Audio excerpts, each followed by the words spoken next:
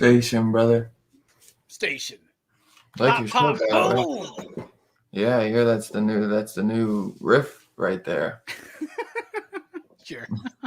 How are you doing, Dylan? Good to be here. I'm good, brother. How are you? I'm great, man. Cowboys are playing. It's on right there. Are they? I'm good to go. Yeah, last game of the year until the postseason. Oh wow, yeah. I don't get that. Browns shit the bed once again. It's all right. Don't worry. My Cowboys will probably shit the bed in a week or two. Right. Well, I'm used to it by now, so what are you gonna do? But definitely got a good show today. So even if they do lose, fuck it. You know what I mean? So we got James Gunn Slither to review tonight. So that'll definitely be fun as hell. And we got some great guests with us tonight, no doubt. Yeah, that's all I remember, seeing that poster when I was younger. And I was like, oh shit, I'm in, bro. I didn't even know it was by James Gunn or anything. I just saw the poster, and that got me, Just when I first watched it, I didn't even know who James Gunn was. Yeah, exactly. Yeah, he hadn't done like anything by then. He was just known for his little Tromo stuff, Yeah, he done some Troma stuff, right? Yeah. Yeah, yep. And I didn't see any of that by then. So, but we got some cool special guests tonight, no doubt. We got my man Verno in the house. What up, boys? What's up, brother? What's going on? Stoked to talk about this wild film. Hell yeah, dude! It's your first time watching it? Yes, yeah. I was thrilled about it too. It's something I've always wanted to get to. There's another reason why I always say it. This is why I love this show. It gives me my homework, and then I know what I got to do, and I'm always happy that I did it. Right? Yeah, that's a fun one, man. I bet you had a good time then with this one. Mm-hmm. If I wasn't about to shit myself, I'd think it was fucking fascinating. There's a bunch of good quotes for sure. Definitely. A lot of great actors in it too. We also got my main man Steph, bro. Thanks for being here, brother. You're muted, homie. Bro. Station. Absolutely, dog. Anytime. I always enjoy it. Hell yeah, man. And I know you've seen this one before, right? Because you're a big James Gunn fan. Yeah. I know you were telling me that, so I know you're gonna have fun diving into this one with us. And last but definitely not least, the OG himself, Fable. Station. What's going on, fellas? What's up, dude? Thanks for joining, bro. Always, bro. I always love doing Dylan's Horror Show. Anytime I get a chance. Hell yeah, I know that's right. The first time watching for you though, right? As well. No, I saw this back when it first dropped, but I don't think I paid. Yeah, I don't think I paid as much attention to it as I did on this watch. Yeah. Yeah, it happens. You could look at this one and just think it's gonna be, it's kind of like a goofy ass B movie about bugs, but it's definitely a fun ride. It's got some great actors in it, that's for sure. A lot of the same people that James Gunn actually uses a lot, if you notice, like the guy who plays Jandu. I know he's used what's her name?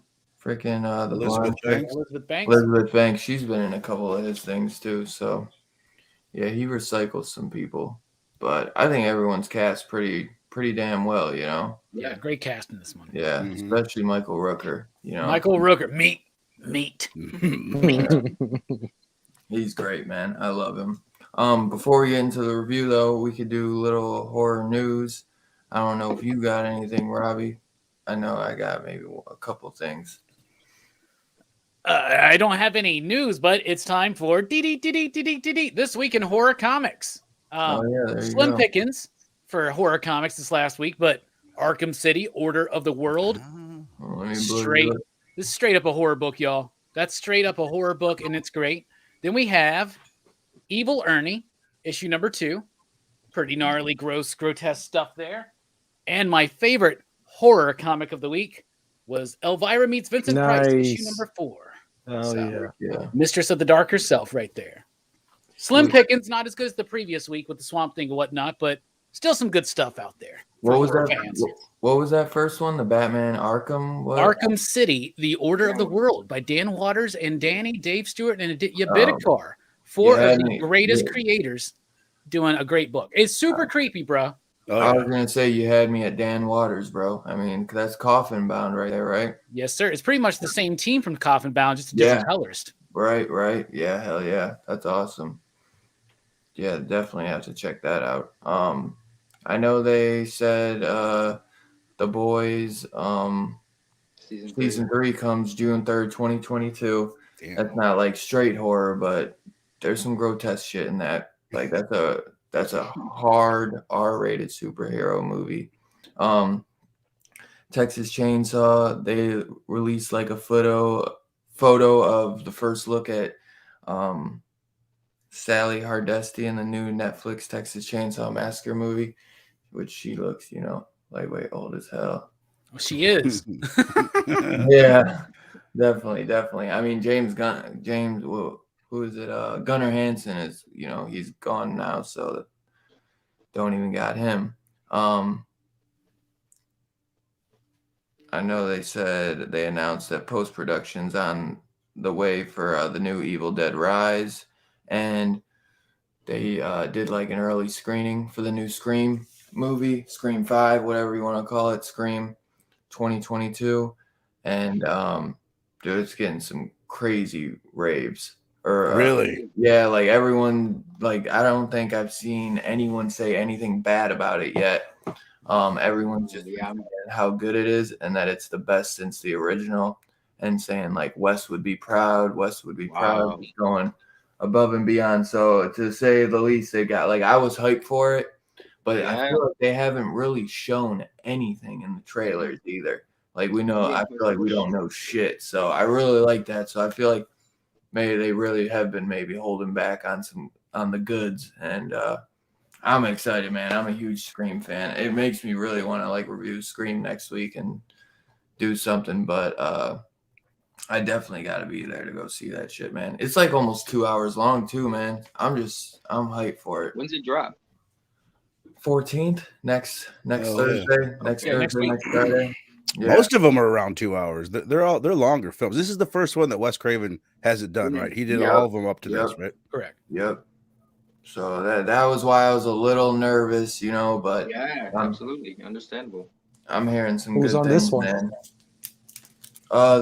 They're like newer guys, but they've done a couple bangers. I know Ready or Not was the big one that they've done.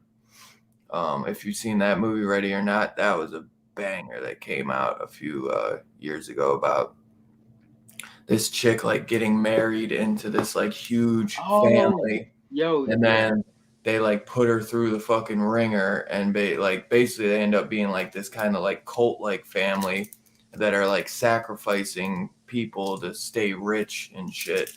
But it's a fucking hell of a movie. And the girl they got is so good in it, man. Samara Weaving, she's gorgeous, man. But she just literally, like, she would have been perfect for, like, an Evil Dead, like the Evil Dead remake. I don't know how good you guys can see that. Let me see.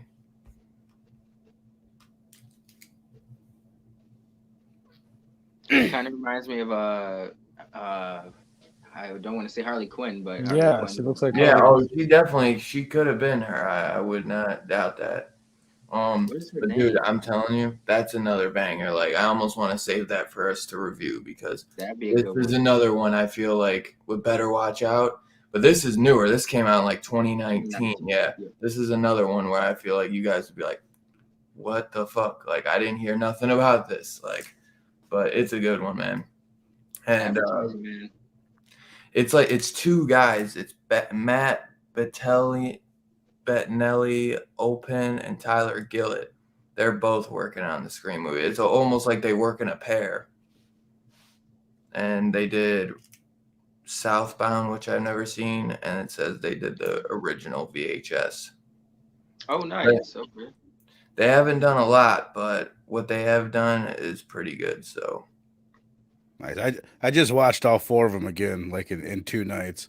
It's like, dude, that first Scream movie was so groundbreaking. It still stands up. It's funny to rewatch and just watch Billy and Stu and how obvious they make it. Spoiler alert! Yeah. How obvious they make it that they're the killers, but it's so obvious that you just dismissed it originally. See, like when they're like cornering Jamie Kennedy in the VHS store, and you just see like the eyes on it, and like once they like cower Jamie Kennedy with fear, and Matthew Lillard just looks like he wants to, like he's like a snack, bro, like he's about to eat him. I'm like, right. They are total psychopaths. You know what I mean? Like, they're ready to gut this dude right here in the middle of the VHS store in front of everyone. Like, there's the bit like, I didn't kill nobody, and then Billy's like, nobody said you did. Looks at him all crazy. It's like, Jesus Christ, you're making this so obvious. But yeah, it's so forecast, right? Buddy. Every Scream film, I've guessed one of the killers. Right, and not the second, because they've all have 2 killers except for the third one, which sucks. And maybe that's the reason. Maybe that, so hopefully there are 2 killers in this one, right? Right. There's a key, yeah. I almost would like, though, them to do something a little different, where if they do have 2 killers, have one of them get caught and the other one get away, and you have no idea who the second one is. What if it's fucking Sydney this time? Right. Well, that's what I was just thinking. Like, it would be interesting if it was one of the main cast. It's Dewey.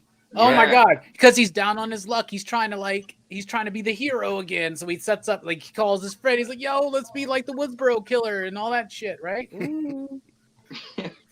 Maybe. Yeah, I am really pumped though, man. Like, it's supposed to have a killer third act, and we all know it's like Saw, man. The twist is a big thing. You know what I mean? And 2 and 3 were lackluster with the twists. 4 is when they did a lot better. That was the best, because in my opinion, it goes 1, 4, 2, 2, and 3. Really? So, man, if this 5th one like pushes 4 out the way, that'll be freaking awesome, man. I'd love to have a new Scream movie that's awesome in the rotation. You see, I really, really like 2. Me too. Like, I think 2 is too. really good. And Timothy Olyphant's in it. My man crush. One of them. No, but his I just don't really care for his reasoning. Like, for why he's the killer. But if you look back at, like, when did that movie come out? Like 97 for the second one or something? Like, that's before Columbine. That's before, like, I mean, I don't know, man. Like, Wes was trying to make a statement there about how people were what's that? No, keep going. I just said I believe it because I wasn't. Well, my bad. We were talking about this last week, but like Wes likes to make these statements, right? Mm-hmm. And he's pretty on the nose, and he's very intellectual filmmaker, especially for the types of films that he gets to make or he got to make, right? Definitely. But like, that is a criticism that he received, was that your films lead to people having violence, right? Like, it leads to violence. It leads to people acting this shit out. And he's kind of playing with that, but at the same time poking fun of how ridiculous that is. Right. And then when you look at Killer 2, like, he's the killer I figured out in part 2. But the mom thing Timothy? took me completely by surprise. Right. Yeah, because we have no idea what she looks like at all, or they just don't really. They mention her like running away in the first, or leaving the father in the first one. That's really it. Yeah. But Do you Yeah, say no, like that Timothy Oliphant, like that's your guy, Robbie? Is that who you're saying you like? Yeah, man. Dude, I've been meaning to bring this up to you guys forever. I've asked a bunch of people this, and no one has ever said that they watch it. But there's a Netflix show called the Santa Clarita Diet. that's a good I one. fucking love that show. I love that show dude. too, man. It's so And good. Billy- Billy ended was it. in it. I Yeah. only watched the first 2 seasons, but that's a It- fun one. It That's gets a fun weird. One. It It's gets deep- too it's into like the deep, mythology yeah. and yeah. And then they That's just a- ended. They canceled it, and it kind of ends on a cliffhanger, doesn't it? Mm. Right? If I Oh, remember that right. sucks, man. Yeah. Like, finish it off at least. Dude, I hate he that. is so freaking good. Timothy Oliphant in anything, right? You like That's look it. at that Justified show. The best stuff ever. What's He that? was way Justified. better than. Yeah. Justified and Deadwood, right? But then like it's crazy. Oh, Watch yeah, him in Justified and Deadwood, and then watch him in Go. Santa Clarita Diet, or watch Oh, him. yeah. In, Girl next door, and bro. it's like so different, man. It's Right, so right. wild, No, love he's him. he's a He's great got a actor. charm to him for sure. Yeah. and he is sexy, bro. I've been crushed on him since the movie Go. He was the Um, drug dealer in Go. I don't know if Yeah, My anybody Go. remembers that. girlfriend, my He's in girlfriend Gone in crushed 60 on him right in Seconds? front of me. So He's one of the Oh, yeah. detectives in Gone in 60 Seconds. Aaliyah's dad from Romeo Must Die, the lead detective. I never know his name, but he's in a bunch of movies. Yeah, the guy that's in Gone in 60 Seconds with him. Yeah, So, yeah, he's a lead detective. Yeah, what is that guy's name? Oh my God, he's in so many movies, but he's the black guy, right? Yeah. And they're detective partners. There's this great part too where this cop car gets like wrecking balled through a wall, and like Timothy Oliphant opens up the door. He's like, "Are you okay? Are you okay? Are you sure? Because you just went through a wall." But then he, not every movie Tim's in is good. Like he was in that Hitman movie. He's probably the best part of that movie, though, to be honest with you. You're right. You're right. Yeah. Yeah. If y'all have never seen Deadwood or Justified, though, two of the best Westerns out there. One is Deadwood's obviously more of a traditional Western, and Justified's like modern Western. So great. So great. Hell yeah. Yeah, he's a great actor. He's the best in the Santa Clarita show. He's better. yeah. than my girlfriend, she's like, she is such a terrible actress. Has she always been like this? I'm like, She was Hollywood royalty. That's how she got in. yeah, man. I was like, I don't know if she's trying to be like a B actor in it, like kind of, She's just but not good. I just don't think she does good anymore. But Mhm. I liked her growing up. But 62, he said Southbound is awesome. It's free on Tubi. So definitely, I already added that to my list. 62, because that's gonna get me pumped to watch before Scream, because it's the same guys who did the new Scream. So I did. If you guys haven't seen Ready or Not, go check that out as your little prime time. I think that'll get you guys more excited for Scream if you see what they did on that, because it's a fun one, man.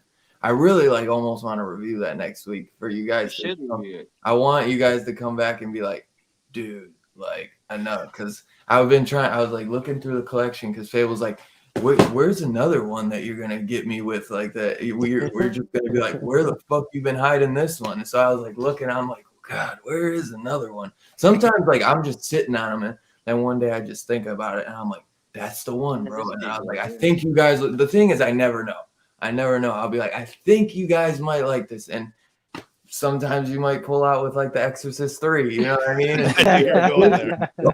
mean? Greatest psychological thriller of the 90s.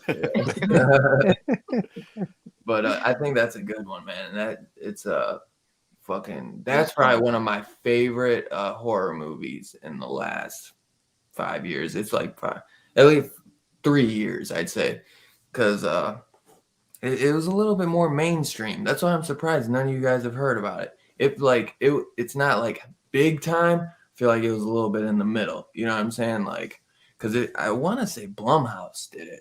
Yeah, they did. Sometimes Blumhouse actor does so much that it slips through the cracks, and then people are like, it's just another Blumhouse. I'll see it in time, because they do so much, but it's definitely worth the watch. Maybe we'll do that next week. I forget what we're doing next week, but maybe we'll do that.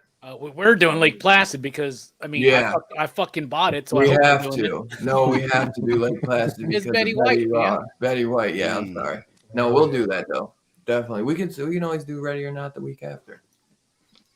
Yeah, or is that what we're doing? Because I would love to know. You know what? I'll get back to you. No, we could do that.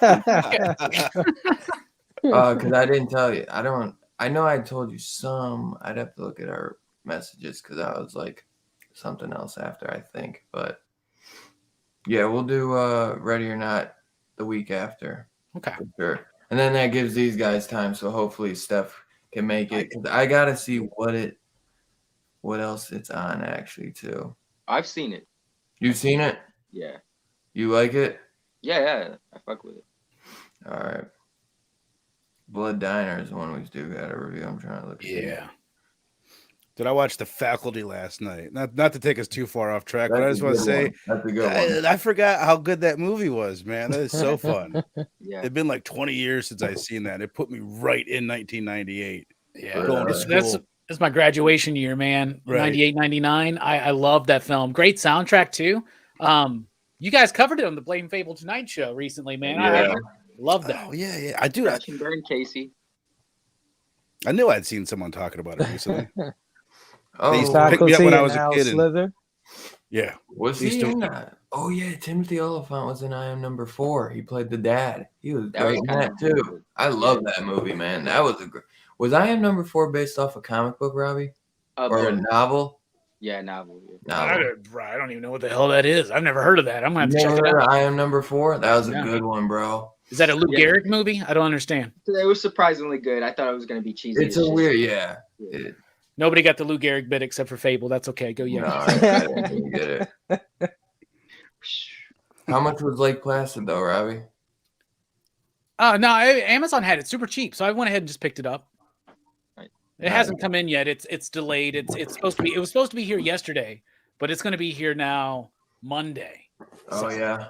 I just had because they were running low in stocks and I freaked out. I'm sure it's still available, but I ordered because I was looking. I was like, holy shit, I don't even have Holliston season 1. And it said they had 2 in stock or 3 in stock left in the order soon, which I'm sure they're gonna get more. But I had like a $8 gift card and I was like, fuck it, I'm gonna buy it. It's $3. And then my Adam Green collection will be complete. So I was like, get that out of the way. Because I'd be pissed if I went down the road in a year or something and then it was gone because, you know what I'm saying? You never know with a small company like him, too.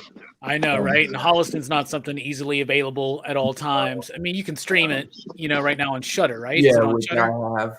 Which I have. And it's great. And I love Holliston. I've watched it several times. But aside from that, what am I missing? I'm missing Frozen. I need to get Frozen because that's a freaking fantastic movie, man. So The good. Disney movie? So good. No, I'm talking about Do you the Adam want a Green one. snowman? The ice lift or whatever.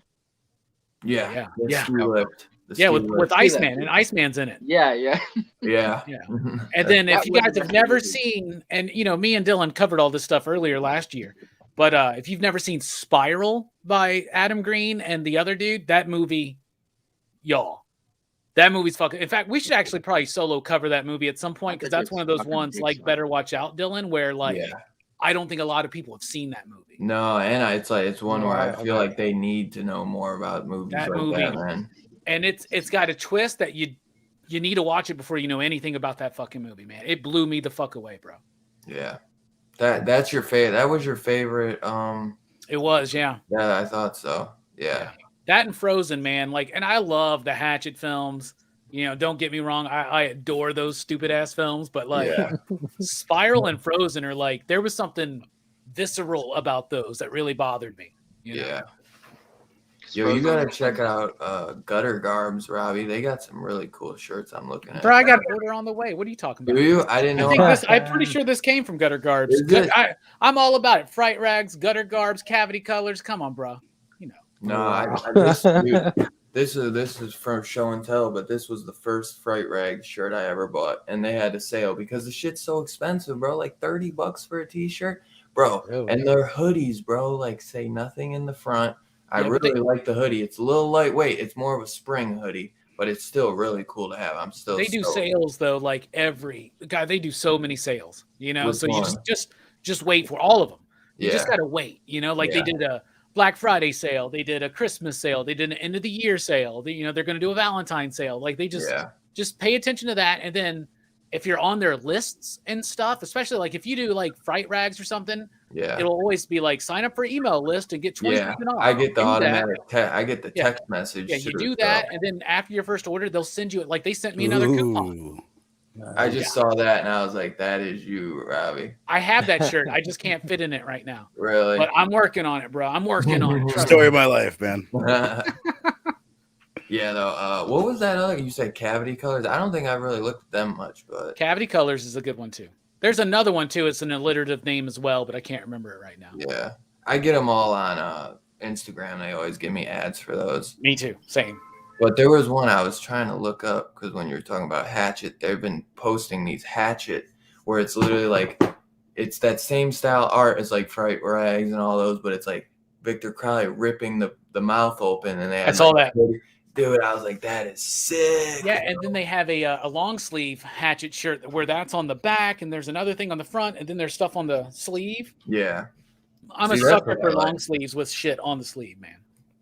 That's why the only thing about the hoodies for Fright Rags, it's like they're so expensive, and they don't even like they could just throw like the little logo in front, like just what the name of the movie is or whatever, just to give it a little. Like I don't want a lot on the front, just like want something, just so it's not completely plain, But their shirts, man, are great. I don't think I'm gonna really like. I might order one more hoodie in the future from Fright Rags or something, but Just do it when they have the sales, and they'll give you coupons. They'll send you coupons and shit. And like they sent me a 20% off coupon after my last order. Did Then they? I did, and it stacked with the end of the year sale and all that kind of shit. So Do they send them to your email or with the package? they sent it with the package. It was actually like a code Yeah. that was on something. So I wonder if my mom grabbed mine because I did get two, but they were funny thing about Hatchet. Did they send you did they give you like cards and shit? Because they sent me like a RoboCop card and they sent me a Bill and Ted card. I use them as bookmarks. I got this sticker for Shaun of the Dead, which I really like because I know they have Shaun of the Dead coming up soon. Nice. Have a nice cold pint. And then I got this Fright Films fax, and it's actually for Hatchet too, and it's the fucking. Or that's actually, isn't that Hatchet, I think? Which one was she? Yeah, that's the original Hatchet. That's the first one because that's not Danielle, right? Nope, that's not Danielle. That's that one girl, but this. Oh, no, it says something about Hatchet 2. It does say Hatchet 2, 2010 on here. But yeah, so I was like, that's sweet because I fucking love Hatchet. Come on, you Hatchet-faced fuck. But yeah, I don't know if they sent. I'd have to. My mom, because my mom ordered a couple shirts, but she ordered like women's, and she might send them back because she wants like the dude size because she'll like wear them at the bar and stuff. But yeah, it was the first time I ordered off of man. I really like the sticker though. They're high quality too, man. They're good. They got good fabric. They're stretchy, but if do order a size above what you typically wear. Oh really? I thought my XL is pretty good, but unless you're somebody like fucking Dylan or stuff, right? Yeah, you're fine. Yeah, how's the hoodie is like. No offense, Fable. I don't know what your gut looks like right now.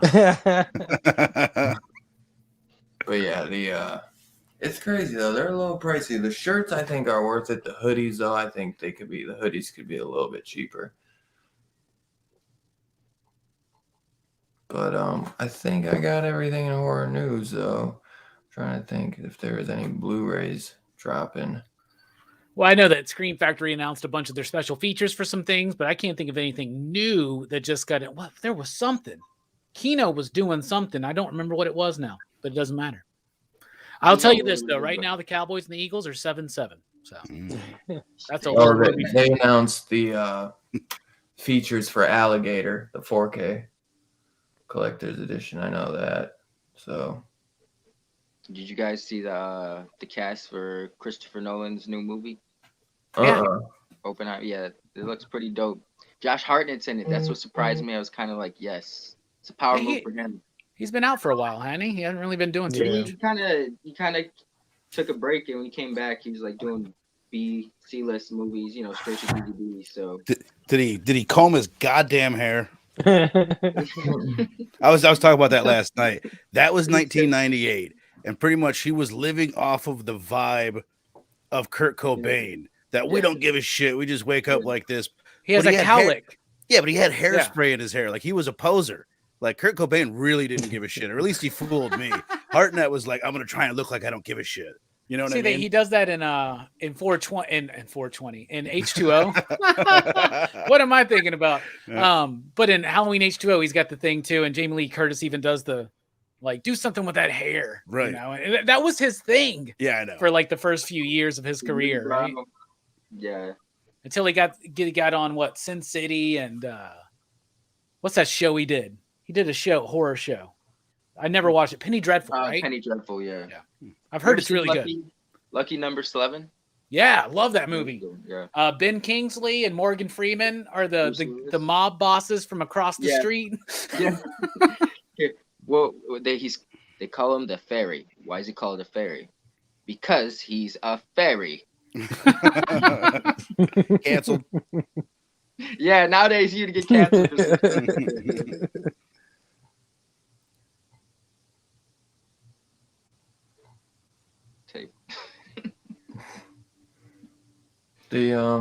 So I think that's all I got for horror news this week. I'm trying to think if there was any trailers. I'm just noticing, Dylan, you got that Hartnett hair, and you're not posing. That's just you. Yeah, you make that look good. Yeah, sometimes it looks a little messed up, but I'm probably the same way where I have to have it messy, because when I go to the barber, he'll be like, "You want to like comb over, slick, or put or whatever," and I'm like, dude, I just like keep it messy. I don't really have time to like do it all up with gel every morning. I was like, gel. You really do think it's 1998, don't you? Gel, pomade, whatever. I mean, whatever you want to call it. I used to use like this most outlandish teal colored gel. Man, I used to love that shit, man. Of course, you did. Just cover your hair in it, man. Just like everything would be your hair shiny. Helmet head. Yeah, I still rock the Josh Hartnett hair, man. I've done it my whole YouTube career. Nobody's ever called me out for it, though. It's that hat. I know. I'm just kidding. It's a bit. I told you what my fiance said. Does he have a ponytail? I'm like, I don't fucking think so. No way. I've never had a ponytail. I don't know why she thought that. Fable does. Nothing against ponytails, but not for me. Are you a Fable? Yeah, man. My hair's long, bro. Hell yeah. That's so funny. You're rocking that like Tommy Oliver, man.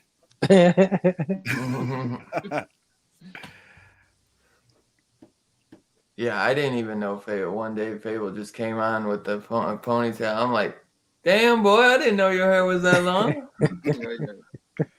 Because I'd always see him with the hat on too. He would just always have the hat on. And then one day he took it off, and I was like, didn't have the rubber band on either. And them suckers was like, yeah, what you look like without the hat? You ain't got a skullet or nothing, do you? Because Brooks is getting close to that skullet, man. I mean, I want to have a talk with him, but I don't know how he's going to take it. So far, he's got like luscious locks, bro. Hell yeah, man. No, I knew you didn't have a skullet because you've had that shit braided up and shit, man. Like when I was a kid, I wanted braided hair so bad. I was such a Snoop Dogg fan. I wanted to do that. I braided I got my hair braided one time, bro. It hurts, bro. And you can't wash your hair. You can't you have to just really get it wet, bro. And then like drying it is so weird. It was just like not for me. And then when I wore it for like 3 to 5 days or something, and my hair was just so greasy after, bro. Like once I took it out, it was just so weird, bro. Like I just ripped them out, bro, and like my hair was just like. I want to see a picture of that, bro. Yeah. I had it somewhere, bro. I looked like a thug, bro. I was like, you're talking like cornrow braids or like, dude. They were straight back, but like they weren't done as good as they could have been because they kept popping out. Like my fucking dumbass cousin did it, and like they looked pretty good. Like at first they looked pretty good, but I would have had them like a little bit thicker, maybe. Like she did them thinner, so I had like more. Not really like but it was like I don't know. Let me see. I'll look for a picture. Thank you. I might be able to find it. She did them thinner. You guys ever cover Thinner on here? It's another one I love. Little Stephen King movie. Yeah. Oh yeah. I curse you. It's gonna be far. It's a good book too. The one I want to do, I don't know if Dylan covered it, but I want to do Poltergeist, man. Like Poltergeist. I was just looking at Poltergeist. Dude, that Sleepaway Camp 1 and 2. Dude, we That would gotta be do ill those. to do either one of those, man. Dude, no, all four, bro. All four. I don't know if I've seen the fourth. The fourth one is fucking dude. So the guy who did the original, he didn't direct like 2 and 3, but I love 2 and 3 as well. The guy who directed the original never did anything else. He did the one, and I guess he didn't even know that it was like a cult classics. And years later, somehow he finally found out that it was like an internet cult classic sensation, especially because of the ending scene. I don't know if you've seen it. You know, Oh, okay, yeah. so you Oh, know. yeah. And It's iconic. yeah, bro. So then he came back and directed another one. Got some of the original cast to come back too, and they look like way older and stuff. But it's classic, bro. The first one's Dude, wild. Just dude, wild. It's got one of my I love favorite lines. The guy's like, "Eat shit and die, Timmy." He goes, Yeah. Eat shit and live, Billy." Yeah, It's such a great comeback. it is great, man. I really It might be worse. I love the fourth one. Only got a DVD release, but I love it, dude. I really do. Where do I got it? Somewhere over here. Yeah, I only know of the 2. I didn't even know Yeah. the 3 and 4. I think I knew that there was a third one. I don't know if I've seen it, but we Dude. used to always rent too because of that cover. It's got her. It's got Jason, Freddy. It's representing all the different slashers. We used to rent that like all the It time. sucks though because 2 and 3 are like Scream Fact, the company who did like this one, and you can get the first Sleepaway Camp on Blu-ray for like $10. 2 and 3 are out of print and are like $100 plus for the Blu-ray. They're probably almost like $200 now, like a piece. Oh, they're on Amazon Prime, or I think so. Recently, they were. Well, to watch maybe for free, but to own a physical copy, it's like even the DVDs are going up, bro. It sucks, and I wanted them so bad. So that's why I jumped on freaking the fourth one, because the fourth one, bro, I probably paid $20 just for this DVD, man, and I'm sure this is gonna go up because this is the only way you can watch it. You can't watch it through Blu-ray or anything. Is Angela in 3 or 4? Angela's in 4. Angela's in 2 and 3. But it's a different actress from the first one. But Angela, the original Angela, comes back for the fourth one. Oh, really? They got, if you look, like the original, one of the camp counselors comes back. I think that's the original cook too, maybe. It was Darth Vader. I don't think that is because it was Darth Vader's dad. Yeah, you're right. Which is crazy. This is one of the original camp counselors. If you see him, you'll know. I know. When did that drop? This one came out. This is a Magnet title too, 2008. But I think it took him like 2008. I think he started filming it in maybe 2005 because they say in the special features that it took him like 2 or 3 years to get it done. Because the guy who made it, he hadn't made a movie in like 20, 30 years, bro. He'd only made one movie, and that was the original Sleepaway Camp. So he kind of had trouble, but I fucking love the movie, man. I've never seen the fourth one.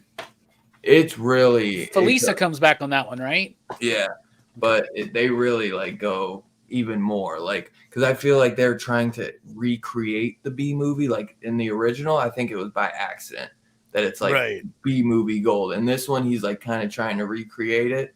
So it kind of makes for like, there's one kid in it that just gets like, he's just so fucking dumb and funny. Like there's some really fucked up scenes with this like one fat white kid, man, and he's just like got this nasty dirty white shirt that looks like he's stained all over, bro, and the entire movie he wears this disgusting shirt, bro. Like I can't, like, I'd have to pull up a video, like, just because I could never like reenact it. It's so hilarious though, man. My first one was it part 2 that has the poster where she's got the Freddy glove and the Jason mask? Yeah, yep. That's the first one I watched, and it was simply because I saw that on the VHS. I remember seeing that too. Yeah. Only I wish I could get those Scream Factories. They're expensive, bro. Right, I was just telling Verno on them that I'm like, dude, they're like over $100 a piece. Dude, I'll tell you what, man. The Slumber Party Massacre 2 and 3, I saw on eBay for like only $170, and I almost fucking bought it. That's how ridiculously stupid I am. Those movies are not worth $20, but like I don't know why. I just want them so bad. Dude, I want them so bad too, man. Like it's ridiculous. I do not understand why there's so much. Like, why doesn't Scream Factory? They only made 1,000. They do that with all the Corman ones, right? Like all those Corman double features, they only made 1,000. So when they come out, you got to get them. 2 and 3 though weren't like that, I don't think. I thought they were. Maybe. I thought that's why they were so rare. But dude, I thought they just went out of print, man. Maybe they were. Who knows? Yeah, they don't put those. There's not a lot of them, you know. So. Yeah, definitely not. You could be right. Maybe that is why they're so hard to find. Dude. I mean, over this last year, Slumber Party Massacre 2 has become one of my favorite fucking B movies. Like, I love the hell out of that movie so much. Thank you, Dylan. I'd never seen it until you told me about it. With the driller killer with the guitar. Oh my God. It's so stupid. I love it. I love it so much. Hell yeah. Anyway.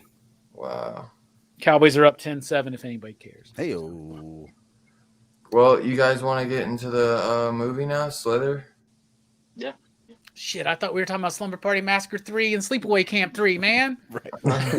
And Scream. And Scream 3? Oh, man. All the threes. Dylan, I'm ready if you are, bro. All right. Well, we'll start off with Steph, man. What did you think about what are your overall thoughts on your rewatch of Slither? And everybody's seen it here, right? Except for Verna. Everybody had seen it but Verna, right? Yeah. Before the yeah. I remember I first saw this, I want to say 2007. I initially was hyped about seeing this in the theaters because I was following Joss Whedon. You know, I knew of Joss Whedon because he was writing Astonishing X-Men around that time. And I remember reading some article on Bleeding Cool about him talking about this. And I stayed away initially from seeing it because reviews were kind of all over the place, and I just didn't bother. I kind of think this movie was like ahead of its time a little bit. Like if it would have been released now, it would have been way better received. It was almost, I think, I enjoyed it. Long story short, I enjoyed it, but I think what kind of held it back at the time, it was like overly ambitious. And around that time, you kind of needed to fit in a genre a little bit. And this movie was so genre blending that it's, you know, you can classify it as like a sci-fi horror, but it's got a lot going on. It's like the best B-list movie I've ever seen made. You know, it's like a B-list movie with like an A-list budget. But I really enjoyed it. Oh yeah. Yeah, I enjoy it myself. Fable, boss. What did you think? Overall, I thought it was a highly enjoyable monster movie, man. The only thing that brings it down for me is that I felt like I've seen it before. You know what I mean? I've seen this story told multiple times, in different ways. But because of the acting and and I just enjoy this kind of thing.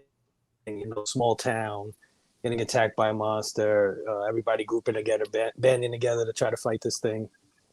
So it's an enjoyable movie. I enjoyed it for sure.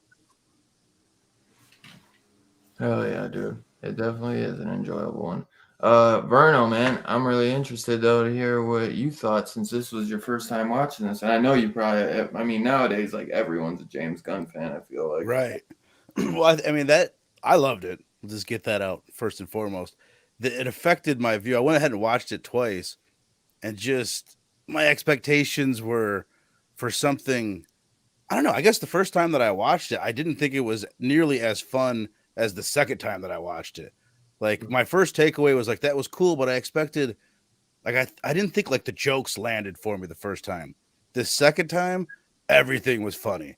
Like the jokes hit way harder, and I kind of got more.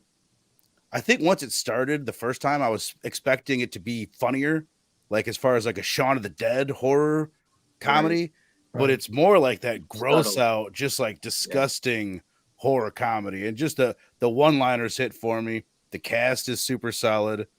The acting is good. The special effects are fire. And that's another thing is I was like, oh, what's he going to do with music? It was just interesting for me to like see the progression of him right off the bat. Like he's using these kind of lesser known poppy kind of songs, but not using them as well as he uses them now. But he was trying at the time. He had less money, right? So he couldn't license them. Yeah. I would have had today and watched Shivers also, just because I was looking the up Cronenberg stuff. film, Shivers? Yeah. It is pretty much it's the same plot, but instead of it being in a building, you've got these little freaky worms that crawl into people's bodies and they infect him and whatnot. So it was an awesome movie. There was like you were saying, there's a lot going on. It's like a zombie movie, it's a horror movie, it's an alien movie, it's sci-fi. Yeah. So I mean, really, it's a hidden gem as far as I'm concerned. If it wasn't for it being James Gunn, then I might not have been interested in seeing it when you brought it up. But I've been wanting to watch his earlier work for a long time, so I loved it. I really enjoyed it. You know, it is 100% intentionally an homage to Slither, right? I mean, to Shiver, right? Because the rhyming, you know, and the close nature of the name, the plot, even the poster with the woman in the bathtub, right? Yeah. So like, Shivers wasn't nearly as fun. It's cool, yeah, but it's a little you know, it's dated, obviously. Oh yeah, definitely. But yeah, Slither is definitely a lot funner, I feel like, and you know, like Robbie said, it's an homage to all those awesome, you know, freaking killer bug or, you know, slug movies, because there's a few. There's even one called Slugs, I'm pretty sure, that's pretty good. Then there's Night of the Creeps. Yeah. Yep. Exactly. And I mean, even the end, bro, is like, I mean, Robbie, tell me that is not like an homage to society. You know what I mean? I was about to, 100%, man. There's some Brian. There's a lot of Cronenberg in here, but there's a lot of Brian Yuzma in here as well, man. Yeah. Oh yeah. Romero. There's some Romero in there. Exactly. Yeah. So Robbie, what did you think, my man? I know you were pumped to do this. This is one that we always talk about loving. This is one of my favorite creature features, man, because, you know, we talked about it's a little bit of a zombie movie. It's sci-fi horror. It's a big tribute to all of those brilliant sci-fi horror movies or not so brilliant sci-fi horror movies that came out before, right? This is James Gunn for the first time with a little bit more money, right? Like doing something. Like, I don't know if this is before or after the success of the Scooby-Doo film, which he wrote the Scooby-Doo movie. I don't know if a lot of people remember that. Yeah. I think it's after. Is it after? Okay, so like when I first watched this, it was probably like 2008 or something like that. I remembered the marketing for this movie, or what I remember about it was playing it up as this sexy alien invasion slug movie, right? But it didn't play up, the marketing didn't play up the fun nature of this movie. Right. Or the ridiculousness of this movie, right? This movie is more like something like Tremors. You know, Tremors is something that doesn't take itself very seriously, right? I think this is incredibly well crafted, though. Like, for James Gunn's first written and directed big budget-ish movie, you know, because he had done the Troma stuff before, but he had some money here. He got to start building some of these relationships with these actors. But when I first watched this, we were watching it for a horror fest, and my buddy James was like, yo, we're going to watch Slither. I was like, is it good?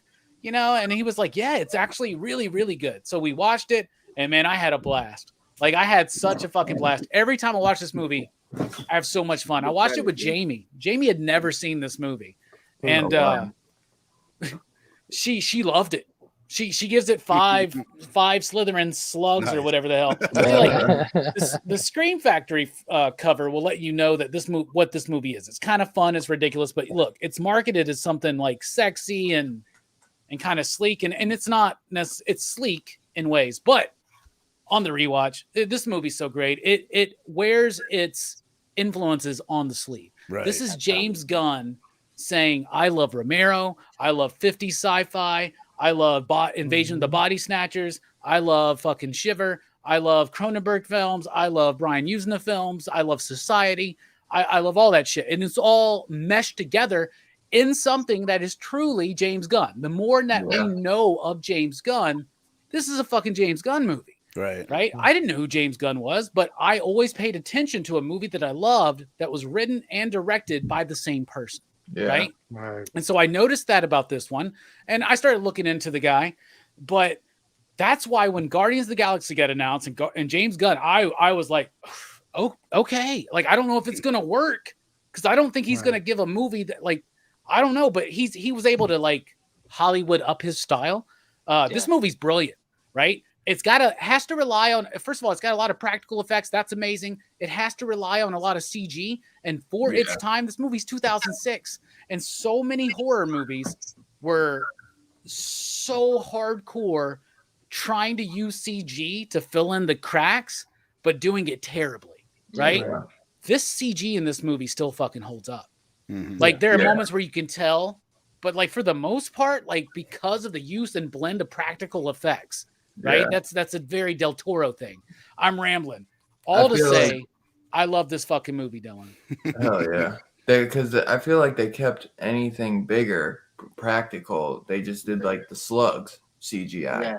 You know, and I'm did sure they like even did some practical, but like, you know, for the hundreds and stuff, it's like, so the little slugs, that's probably easy as hell to commemorate, you know. Yeah, and they didn't over-design them, right? Yeah, That's the thing. I think a lot of people get too ambitious. They would put more detail. There's like the smallest amount of detail. They're supposed to look slimy, so it's a little plastically looking already. They also mix it with some practical slug effects. So, dude, I mean, and it holds up. It holds up so freaking well on that end, on the production side. But story-wise, dude, it's so fucking funny. It's ridiculous. It's a romp. It's a ride. It's a roller coaster. Bruh, come on. It's every other awesome word that starts with R. It's a Robbie. There you go. I almost went and got a Mr. Pibb for this show. Lord, my goddamn Mr. Pibb. Yeah. Bruh. I can't wait till we talk about our favorite characters. Dylan, Right. I want to go first, man. Well, we could do that right after I tell you my overall thoughts then. Hell yeah. Favorite character. Yeah, though I love the movie, have since day one. I didn't know it was James Gunn when it first came out, but it wasn't. It doesn't always matter who does it, you know, because even your favorite director can disappoint you. But I think you know, what he did was great. I love all the characters in it. I think everyone's cast perfectly, and especially Michael Rooker, man, he's great. And in that practical freaking monster outfit that he's wearing when he's looking like this, it is just wild, bro. And the comedy is perfect, bro. It has so many great things going for it, man. I just love all the homages. When you watch this, you can see that James Gunn is truly a huge horror fan like us, you know. It's like if we got to go and make our own movie, you know what I mean? I feel like it would be something similar to this, you know, but maybe not as good. It'd be much worse, Dylan. Come on, let's Yeah. Yeah, I think the that's creature. like, oh, I'm sorry. Go ahead. No, I was just gonna say I think that's like Gunn's specialty is creating likable, believable, endearing characters. Like I can't think of one movie where there's a character that's not stand out for me, you know, that I just don't really enjoy when it comes to a James Gunn movie. Yeah. Oh yeah. I think the creature is homage to From Beyond. The creature from Beyond. Oh yeah, when Michael Rooker Very similar, in his face. It's that Yuzna influence, right? And then, Babel, have you seen Society? No, I haven't seen Society. Like, bruh, like you got to watch it because the moment where that fat dude just like absorbs himself into that's straight up out of. You got to watch Society, bro. It's so like gross. It's gonna mess you up. Watch it alone. Did you guys think that in the creature at the beginning of Guardians of the Galaxy 2, the alien that's coming for the batteries, that was kind of like Gunn homaging himself? Right. Yeah. Same thing with the egg that you see in Guardians 2 that comes to Earth, that Ego plants. That was kind of like an homage to the meteor, to this movie. Yeah. Right. And to Alien ultimately, right? Right. Because the opening and something coming out. I mean, well, we could throw that back further. You know what I'm saying? Like, you know, that could even. I mean, I can't think of any off the top of my head, but this is so. It was like it's building on those tropes from like 50 sci-fi horror. You know, like surely there's something where an egg comes out. Now, obviously not as well done or crafted as Alien, Ridley Scott. You know, that's just the best, man. That's just one of the best. Heck yeah. This movie's awesome, though, right, Dylan? It is. It is absolutely awesome, and it's a great time, bro. It is a great time. It feels like it has like a mix of like that B movie feel, but it's not. It's just it has way more money into it, but like it has that vibe. It's a B-list movie with an A-list movie budget. Yeah, and with an A-list, it's like because he used to be a B movie director, but it's like an ex-B movie director becoming an A-list movie director. That's like he's like in the transition of becoming that fucking primetime man that we know of him as today. You know what I mean? Yeah. So I think that this is a very important movie of James Gunn's career, you know?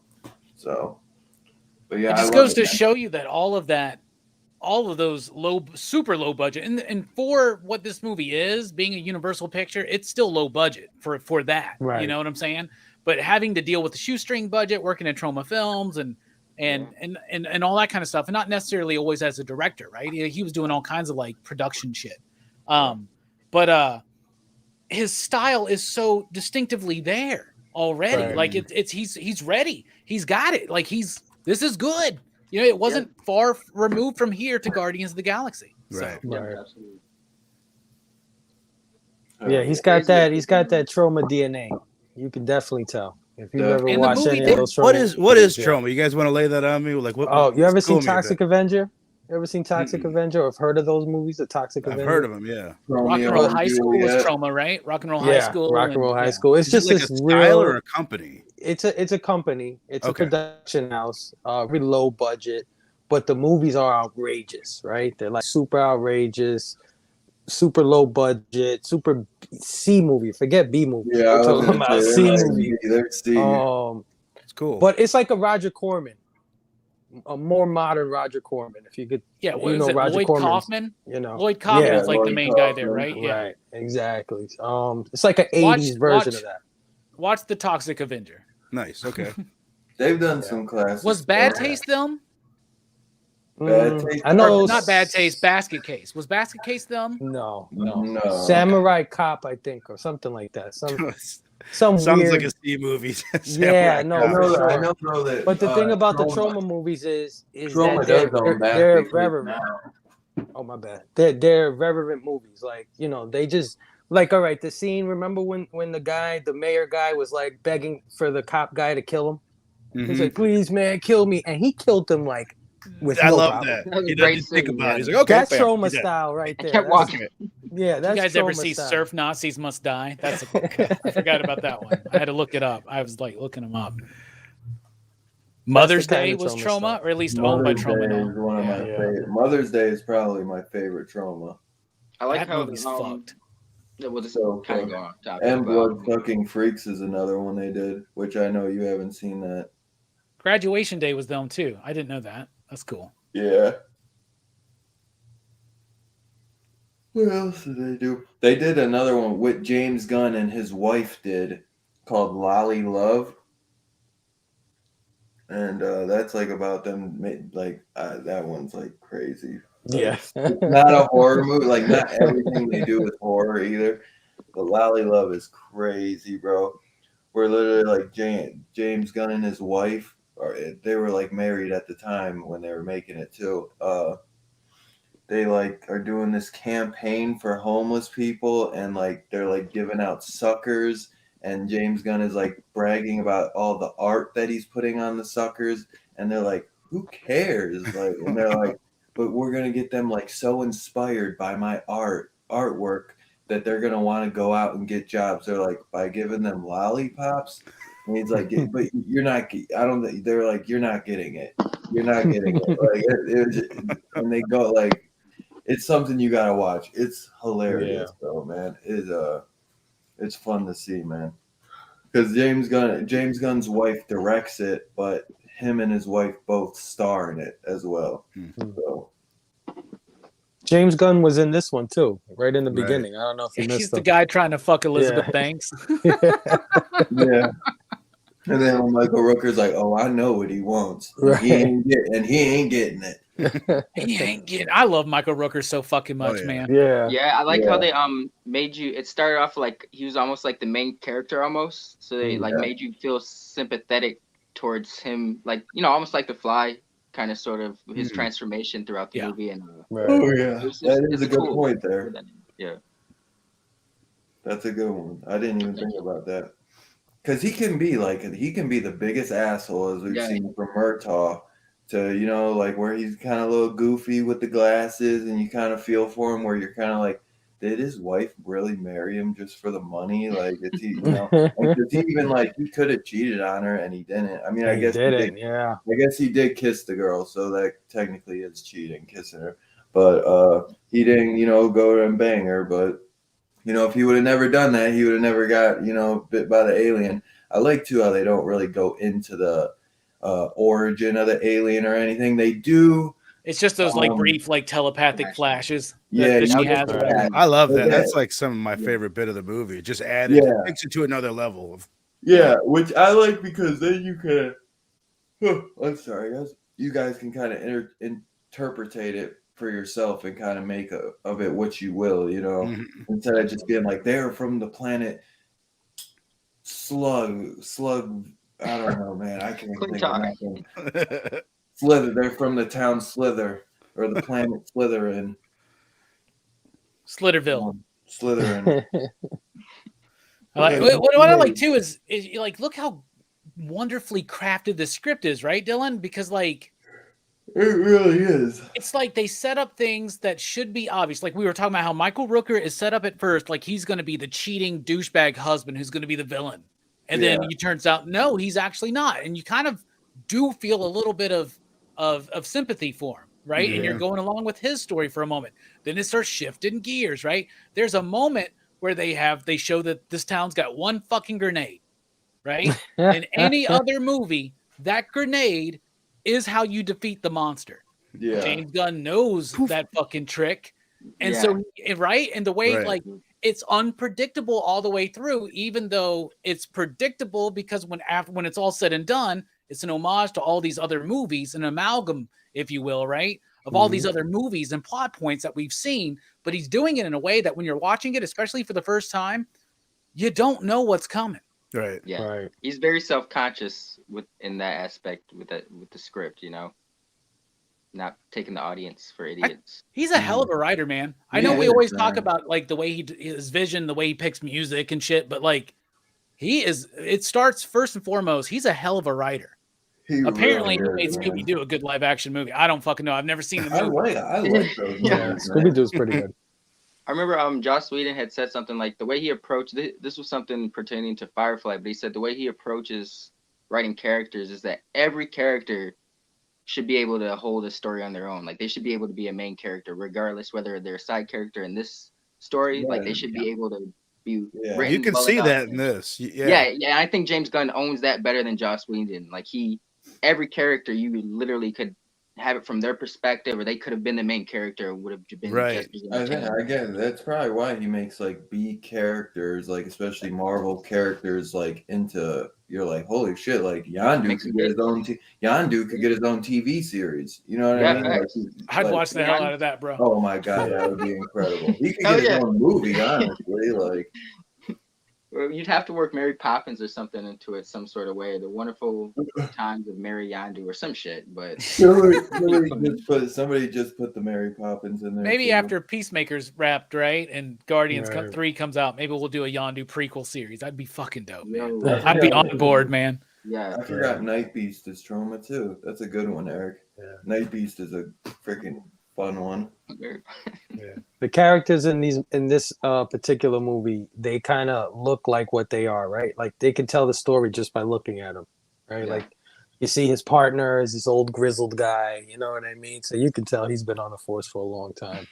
The way he acts, you look at the wife, Rooker's wife. She's got this like, very housewifey, Southern Belle housewife. Look to her. He looks kind of uptight. And that's what they are in this movie. They play out all those things. His fucking glasses, straight out of 1976. What about the beginning, though? Go ahead, Steph, before I go.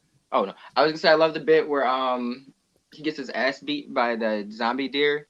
And, like, at the end, he's like, you tell her about how I saved you from the zombie deer. And she's like, yeah, he saved me from the deer. Like, it was just funny. Like, because he said, he was like, I'm going to let everybody know that I was the one who saved you. Like, I was the hero. That's a great ending, too, where they're just like, because, like, There's no celebrations. It's like that was a fucked up night, man. Like, let's just walk the fuck away. Right. I like to just think about them just like doing that scene for like 5 minutes, just walking, all limping. Like, were they talking? Did they stay perfectly in character? Were they fucking? You know what I mean? Yeah. And they didn't save. They didn't save anybody. They just saved themselves because everybody died. Like nothing. Right. I thought that the worm was gonna die. Yeah, and the thing I love about the ending. Any other movie, all those other movies, right? At the end of the movie, everybody who was infected gets up and they're like, "Whoa, what happened?" Faculty. They're fucking, they're just dead bodies. This whole fucking town is dead. Yeah, right. He's the police chief of nothing. There's no talent. Hey, but you're not looking so good. Where'd you get into? Poison ivy? Yeah. Itchy. Something's wrong with me. It's just Right. like, oh no. We're gonna get you to the hospital, girl. They're like, How the fuck we gonna get her to the hospital? What the hospital gonna do? He's like, what are the doctor gonna do? Well, I should move it like that. She kept me pushing forward. I just will you hand me that porcupine right there? I just want a little bit. I just want Just a little the way bit. she says that. fucking hungry. Yeah, I think that might be my favorite scene. Was that scene?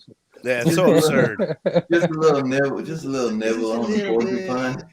Those accents, not to offend anyone, but those accents like add to the grossness of the movie. You know what I mean? Like just people talking like that. Like you ever watch My Name Is Earl? Like, it just adds to the grossness of the whole thing. Sorry, anybody in the South. I just got to go outside to see My Name Is Earl, man. Like, no, they are 100% spot on, bro. That's exactly what it's like down here, man.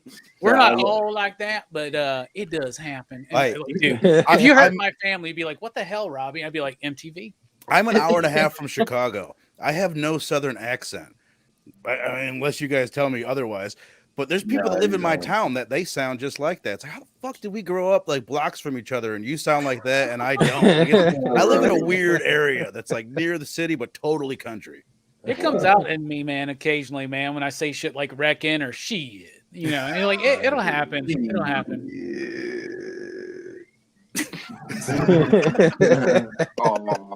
Hey, I love the those are some comedy, good voices they're doing here in this movie. Let me tell you. Yeah, they do. The comedy though is gold in this. Like I love the little beginning part. I didn't even notice it till this time when like he's reading the radar on the bird. He's like, man, he's like 27 miles per hour. He's like, I would have really thought it was like 32.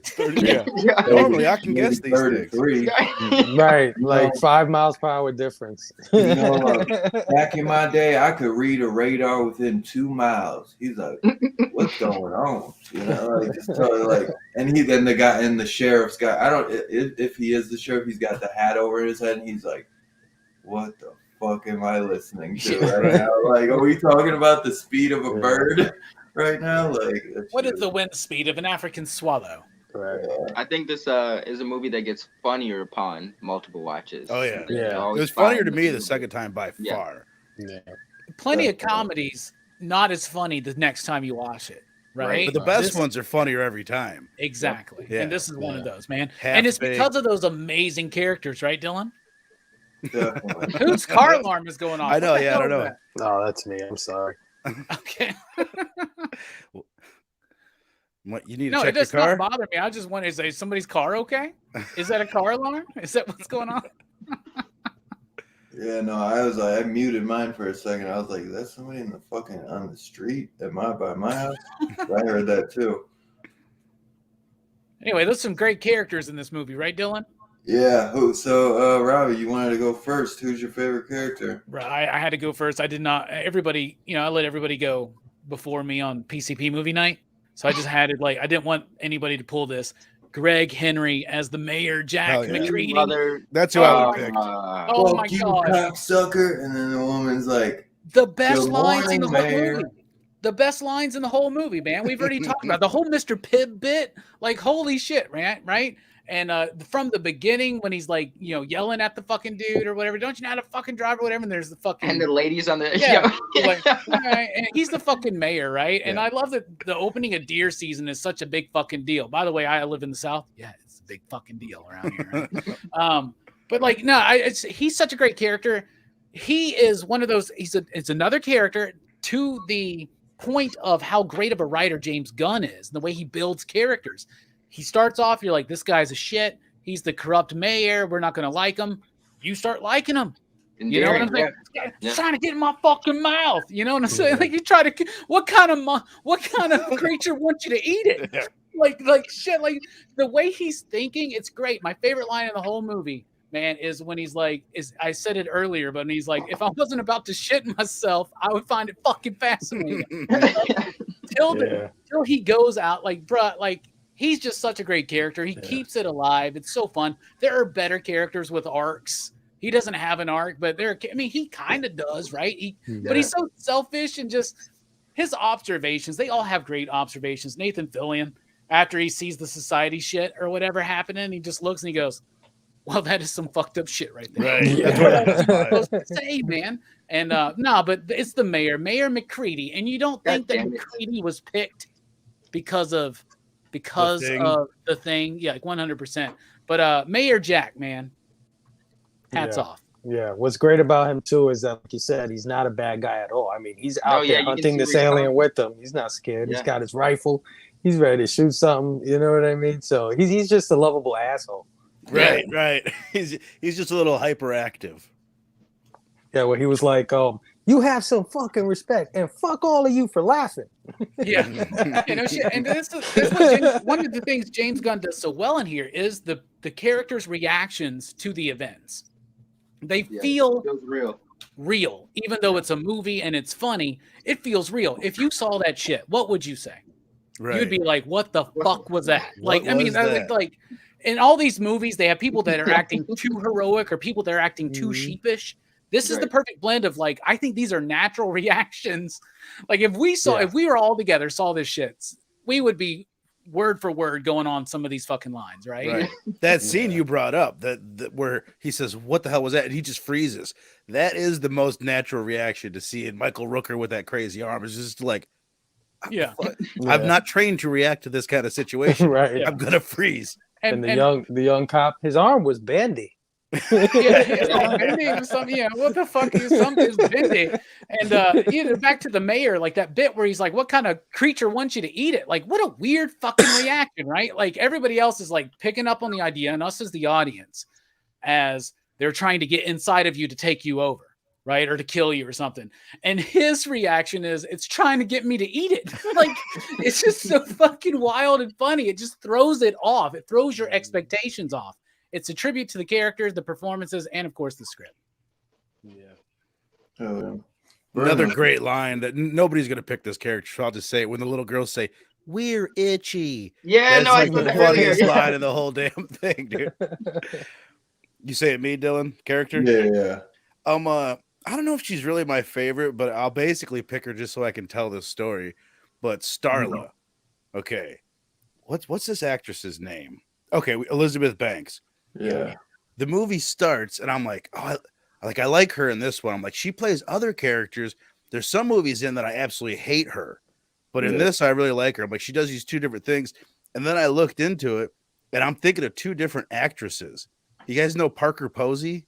I love Parker Posey. Dude, I'll tell you why I can't stand her. I thought they were the same person. And it's like, sometimes she's like over the top and like kind of annoying like Parker Posey is. And sometimes she's Elizabeth Banks. And for whatever reason, I thought they were the same human being. They look alike, do they not? I can see it in the facial structure for sure. Right. But Parker Posey's brunette, but I get how right. Every time I see her like in Scream 3, I'm like, God, she's so annoying in this one. I'm like, I don't like when she does this style. She's not good in Scream 3. She's not good in I think there was a third Blade movie. I've heard rumors of it, but like she's not good in that. But Josie and the Pussycats. That's I love her in Josie and the Pussycats. She fits that movie. It's over the top. She's great in Dazed and Confused. She's the bitch. The bitch. Yeah. And then Day Tripper, Party Girl. Oh my God. House of Yes. That's the Parker Posey movie to watch. That's, to me, the quintessential Parker Posey movie. House of Yes. Right. Just, there you go. But, anyway, I mean... Elizabeth Banks is great. She's in Zack and Miri, right? And she's in so much stuff. But I used to get her confused with, what was it, Allie Ackerman or whatever, the chick that played Silk Spectre? Mally Ackerman, whatever her name is. She was in The Heartbreak Kid, I think. Like, Kumar. Yeah, she's pretty much. she wasn't. I mean, she's good. She plays the straight man more or less in this movie. She's the one that's normal. I like the way that she reacts to things and all that. But like, really, I mean, she's not. She doesn't really stand out to me. I just wanted to mention that, and she's good. I just enjoy her. She does what needs to be done, and like you said, her reactions are genuine.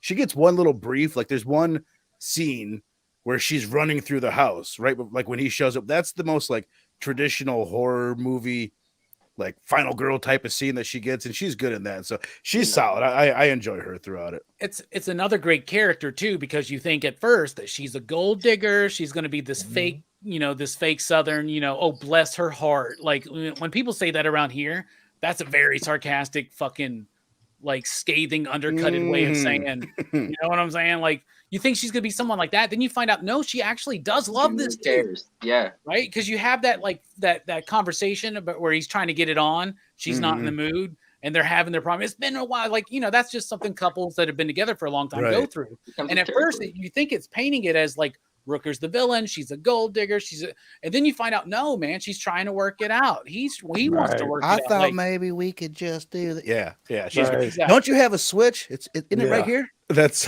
I think about that scene, like those two actors and her. He's like, all right, I'm gonna flick your nipple. He's like, are you good with this? Like, go ahead, flick away, Yondu. No, and they really they both believe in marriage, really, like deeply, because they both have scenes where they're like reciting their vows, kind of thing. Yeah. She's saying something about her vows, and then there's a scene where he says it, like he says it to the other aliens. Yeah, like and that's yeah, though that's cool too, because like there's this in a typical movie, Michael Rooker is the bad guy. He's a monster now. He's dead. Right. And Nathan Fillion, who has a crush on her, is going to wind up getting with her. That doesn't happen. Yeah, in this movie, the expectation is there, but it doesn't happen, and that's a really, really. I mean, go back to the writing. He's taking what he knows we expect, and he's doing something differently. Yeah. And this is the first time I ever seen a movie where the aliens get disinterested if they can't like penetrate your skin or whatever, like because they got covered a few times. A few of them got covered. And because they couldn't get in the mouth, the aliens were like, "Okay, screw this guy. We're out of here." Else. Yeah, I've never seen that. There's mouths open somewhere else. We'll just there's not any other openings. Mask up, everybody! Right? That's what this movie was ahead of its time. Yeah. No, yeah, absolutely, way ahead of its time. I think it would definitely be way better received had it been released around like today. Now I don't know, man. They'd have to soften some of the edge of it, man. I think. I don't know. Some of the jokes are a bit. I don't know. Yeah. I don't know. It'd be interesting to see. I will say, like, I went into it thinking about James Gunn and just like the controversy that he had. And I can't even think of anything specific, but there are two jokes within like the first 15 minutes that are about kids that are a little risque. Even the girl, when she's hitting on Michael Rooker's character, and he's like, "Hey, girl, you could have been more than 10 or 11." She's like, "Well, I was game." It's like, I was 11. I was game. And that's a little like, we could have edited that out. There was no way he'd write that now. When I was 11, I was game. It didn't happen for like 5 more years, but I was game at 11. Right. But stuff like this wasn't like, like. Yeah. Well, there's a magnifying glass on him now because of the controversy, and I went into it in looking for it, kind of a thing, and it could be projecting.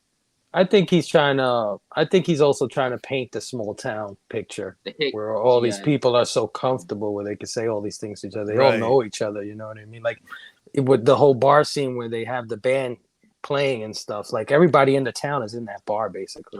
Right. Isn't that song great, by the way? What is that song like? Where he's like, I don't even remember the lyrics, but I was like jamming to it this time. I will say, as far as like the small town, like, because I live in a small town, but it's not that small where we all know each other. Like when they went to the bar, she was like, "Hey, I'm blah blah blah sister." He was like, "Get out of Dodge." It wasn't like, "Yeah, of course you are. I know you. I see you every day." It's big enough that you can still. Just like my town, like I might slip through the cracks and people not know who I am. Most people don't know who I am, but a lot of people do. I live in a town just like that, where it's like if I go to Walmart, I'm gonna see someone I know, but I don't know everyone for sure. But I'm gonna see someone. It's the "Gonna Shine Up My Boots" song. I'm sorry, I had to look it up. Remember that? "Gonna shine up my boots." I'm gonna bam bam. What the fuck ever. I'm sorry. Go ahead. I'm good. You want to do another character, somebody? Yeah, go ahead, Steph. Oh, Well, I was gonna go with Jack, yeah, but damn it, think you can't go wrong with Bill Nathan Fillion. He's just he's not your average hero. Like he's Right. he almost does stuff. It's like he's not the first to jump up to do to save somebody, but it's like shit. If no one else is gonna do it, I guess I'll do it. It's got to be done. That's his type of attitude. Are you talking to the realistic. Chief Party? Yeah. Okay. Yeah. Yep.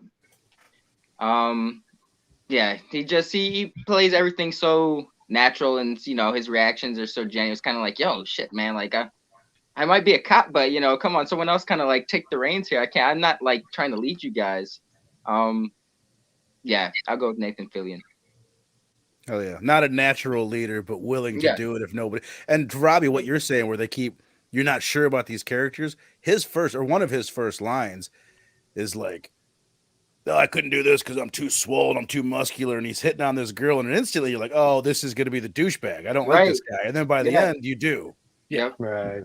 Yeah, the writing is so good. His performance is so great. And this is 2006. So this is after Firefly, the failure of that. This is before the renaissance of interest in Firefly happened, really. And dude, he nails this role. He does such a freaking good job of it. He's immediately likable and charming in the role. And his reactions are some of the most natural. Like they're the best. Right. The way that he's a great character and he fits in with that world. He doesn't feel like if they would have cast like, I don't know, Johnny Depp or whoever the fuck knows, right? Brad Pitt, something like that. It wouldn't have fit. He fits. Like there's a lot of these kind of movies where we watch and it looks like the main dude doesn't really fit in this town. He feels like he's 100% a part of it. And it was a cool contrast because I had seen him on Firefly, and in Firefly he's got the wit, the quips and everything still intact, but in Firefly he's way more take charge, like Han Solo, like the badass, you can count him to like get you out of the situation. So to see him carry over like the humor and stuff, but still like subvert it to an extent, like he wasn't like he was just another guy, like he wasn't trying to be the hero, but he was forced to be the hero. So it was cool to see the contrast, and he carried both so well. I still want to see him as Indiana Jones. Like I really do. Like because he's got a quality that Harrison Ford has that I absolutely love, and it's the ability to take a punch cinematically. Yeah. Like the way they take punches is so humorous and fun. It's very similar. And like I get like that kind of a vibe from it. I think he's got a Harrison Ford type potential. I just don't feel like anybody's given him the chance to live up to it. He's never caught a break. Yeah. He should have been Drake, man. He would have been a great Green Lantern. Hal Jordan. He would have been perfect as Hal Jordan. Mm-hmm. He was. Well, in that voice-wise. Yeah. But. Right? Yeah. DC Animated at a time knew what was up. Yeah. Yeah. They're like, Ryan Reynolds, we're going to cast Nathan Fillion. We'll balance it out. Oh yeah. Fable, my man, what's one of your favorite characters? I would definitely have picked the mayor. Nathan Fillion's character, I like him, but I just don't like that he wanted Elizabeth Banks. Rooker isn't a bad guy, so he was looking to steal his wife and stuff. So I don't know if I would. Fable in that town. I mean, come on, bro. So, where you going to put out that flame? Yeah. You remember that song, New Flame? So I'm gonna highlight another character. Even though this character was introduced in a way that I did not like, one of the things I don't like about this movie is how some of the characters are introduced, but the girl, the one that was in the tub, teenager? Yeah, the teenager, yeah. She was just plunked in there. There was nothing. I did not know that she was actually going to become a character in this movie. It was just like, I thought who's this girl in the middle of the movie with her family? But and they did the same thing with like Nathan Fillion's secretary. Obviously there's supposed to be a love there, or you can tell, but they just don't give her enough context. They were married. Really? James Gunn and Jenna Fisher. Yeah. Yeah. That's crazy.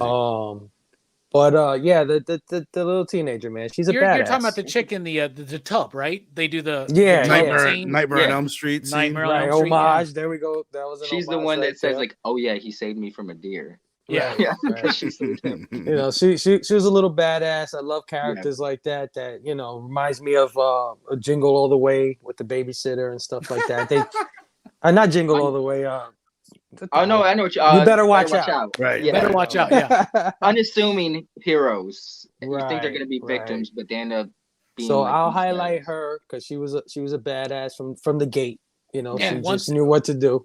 Back to the script real quick. Look at the way, like you were talking about, you didn't like the way she's introduced, but the way it is he's trying to get you to go, oh, this is going to be the sexy young girl character who's probably going to be bitchy and this and that. And no, not at all. Like he's not, he's playing with archetypes in a way to subvert expectations on them, but still honoring archetypes in the movie. They're just misplaced. They're not where we initially think they are, which I think is rather brilliant, man. I think this is why I didn't like it as much the first time. Like I didn't allow myself to like Mayor McCready the first time because I started out the movie not liking him. It took me 2 times to be like, oh, I do like him. Yeah. Yeah. Well, you know, I just think it would have served those characters a little more to be somewhere in the beginning of the movie. Just a quick reference or something. That way you can have a little more, like, you know, if I would have known that little girl from the beginning of the movie, then when the slugs went in the tub, I would have been more scared for her. The tension they would do have have been greater. one scene like with the family before that it took me the second time to. It's not significant or memorable. But so I think that's a valid point too. There, where like they don't really focus on her enough in the early part of the film. That may be something where they had to cut down. Right. Do you know what I'm saying? Like it seems like, well, her arc's not as important as setting up what's going on with Michael Rooker, who, by the way, is a character named Grant Grant. We haven't mentioned that yet. Yeah, they did kind of, maybe if they would have taken because they spent like a good, like the first act, like setting up Michael Rooker and, you know, sympathizing with him, and maybe if they cut some of that out and, you know, spent maybe it was intentional though. Maybe it was part of that subversion that we're talking about, where they think they're like, because it sets itself up like body horror creature feature at first, you know, and then it becomes zombie invasion movie. And all kinds of, and it plays with all these different tropes, and I think creates something. I don't know if original is the right word, but unique though, for sure. Unique is the right. That's a good word. Yeah. I can't believe we're an hour and a half into this, and that's the first time somebody said body horror. Unique, unless I missed it, because this is the ultimate, and that's why my fiance didn't like it. She was grossed out by it. She didn't hate it, but it was like it was a little bit too much for her in the disgusting arena. Yeah. And I want to give a special shout out to that girl's little sister. That little girl, the one that was at the door, at the window or whatever. Right? Yeah, that is the creepiest looking little girl I've seen in a long time. I was like, holy crap, she's creepy, that little girl. Yeah, she's great, man. The effects in this movie are great, but we got to wait for Dylan to get back. I want to hear his favorite character, you know? There he is. I don't know who my favorite character would be. Probably Michael Rooker, honestly. Grant. Grant. For all the prosthetics he probably had to go through, and just, you know, he has one of the better character journeys, I feel like, you know. Mm-hmm. Absolutely. You feel like he's going to be an asshole, then he turns out not to be an asshole, and, you know. And it's so easy for him to play like the asshole role, and he like I said, like, you know, they garner sympathy from that character. So it's like, you know what, he's not that bad of a dude. Like I see where he's coming from. Like, and then, you know, Michael Rooker, I don't know, maybe that's James Gunn, but, you know, he can easily come off and play like this asshole. But, you know, like the fact that they were able to make you kind of feel, I think that says a lot, that you felt something even towards the end when he's like, you know, really taking over and shit. You know, he's too far gone. Like, he definitely plays with the don't judge a book by its cover kind of motif, because he does the same thing in Guardians, right? Like, what's his name, Star-Lord, he's a bumbling idiot, but he's a great hero too. You know, he's an awesome hero. Gamora, she's like, I don't give a shit, but she actually has a big heart. You know, he does the same thing with these characters where they look a certain way but they act another way. And even Yondu, I think it kind of speaks to like Michael Rooker as an actor, just like as a human being, because he's pretty much playing himself kind of in a way. Where he has that like goodness in him, but he can easily come off as the villain. It's a unique quality that he has that makes him Michael Rooker. But even Walking Dead, his moral, he has, he carries that same quality where, he was an Right. asshat. He ended up, he has this very redeemable quality about him, no matter what he's doing. Like whether Right. he, well, usually you're redeeming yourself if you're bad, but no, yeah, I agree with you on that, Bruno. Definitely speaks to him as an actor. Mm-hmm. Great pick, Dylan. That's who I was gonna go with. I was either gonna go with Jack, Bill, or Grant. Those were my top 3 characters for the movie. No, yeah. It's got all great characters, no doubt. It's definitely a hard one to pick. And yeah, Pam from The Office is in here. So I think they did. There was like a really significant little scene that they did about like Grant's character. First of all, like we said, like he didn't really cheat. He didn't go all the way. He stopped himself. So Right. that's a big like character defining moment.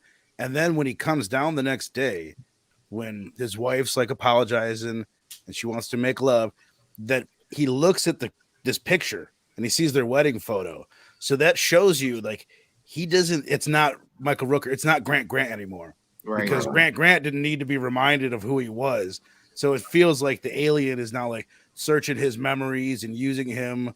So it's not him after that. So he remains like pure. The only evil character, or not evil, the character that probably does the most immoral thing is Brenda Gutierrez. It's the girl that was game when she was 11 and is still game now. She's game. Yeah, she's game. Yeah. She's the one that's like, she's like the only one that really does something immoral. Yeah. Well, probably because she's, I mean, she's probably like a housewife who probably gets beat, you know what I'm saying? Or something like that. Like, I get the vibe of that. Like, that she's just like, like, I don't even get the idea that she's necessarily a bad person. Right. And I feel for her too. You know what I'm saying? Like, I mean, I get it, and then you could go like, well, why is Michael Rooker even going to the forest with her? No, it's because to show him this tree. And he's drunk. He's like, okay, let's go. Let's do it. Yeah, okay. That scene where Brenda's flopping around on the couch, though. Yeah. That's so gnarly. Dude, I want to say this. My fiance pointed this out. There's 2 tentacles, right, that come out of Rooker.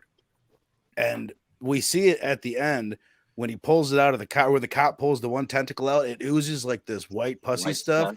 Yeah. And I'm thinking, you see that in alien movies. It's like an alien thing to have. Like it's cum in this one, man. It's fucking cum. Yeah. It's cum in one and it's eggs in the other. It's got to be what it is. Yeah, it's asexual reproduction. So you need both.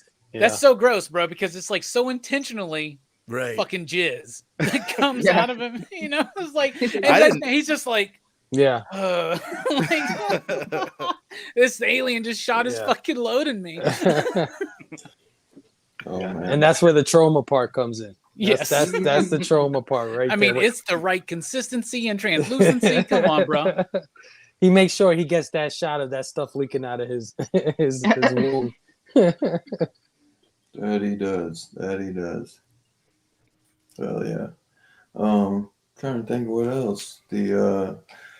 Well, you want to talk about the special effects real quick, man? Because we talked about it a little bit, Dylan. Yeah, definitely. No, man, I'm a little. My head is like killing me today. So I'm just trying to. I can tell as soon as you start yawning, I'm like, oh man. Yeah, bro. Man's got a migraine. I don't know why I go to like the yawning when I start getting one. It's weird. I do it when I do psychedelics. It's like I just start yawning and rubbing my head every time. Take pictures when you do it, and it'll look like you're fucking roaring. But yeah, I took a picture of my cat yawning the other morning. It looked like she was like, like fucking evil and shit. Oh God, I'm literally yawning as you say it. Yeah, the special effects are definitely fantastic in this. I'm not sure who does them though, but let's see if it says. One of my favorite bits that I'm pretty sure is practical. I wonder what you guys say, but when the girl that's in the bathtub, she uses the hair thing on the little slug, and it's wiggling and stuff. To me, that looked like practical, and it looked awesome. Yeah, it was probably a mix of both. I love how Greg looks in the whole suit and everything. That's just insane. Like just his whole face and everything, just so good. And then the freaking. It's Todd Masters, by the way, Dylan. Oh yeah. Todd Masters, who apparently did the Billy Zane Demon in Tales from the Crypt Demon Knight, Really? and did the Borg in First Contact, Star Trek First Contact. Nice. Oh, wow. Okay. Yeah. Yeah, he's Yeah. pretty good then. Yeah. Yeah, he's got, definitely. he knows his shit. Yeah, the star of it to me, like practical. It looked digital a little bit too. Was when the guy got sliced in half in the middle of the corner in the field, and his guts spilled out of his stomach and stuff. I was like, man, that that fucking is hillbilly. Yeah, I was like, this is practical, this is so Romero right here. Romero would be proud of this shot right here. What's the other guy's name? The effects guy for Romero. Tom Savini. Savini would have been proud of that shot right there. Oh yeah, absolutely.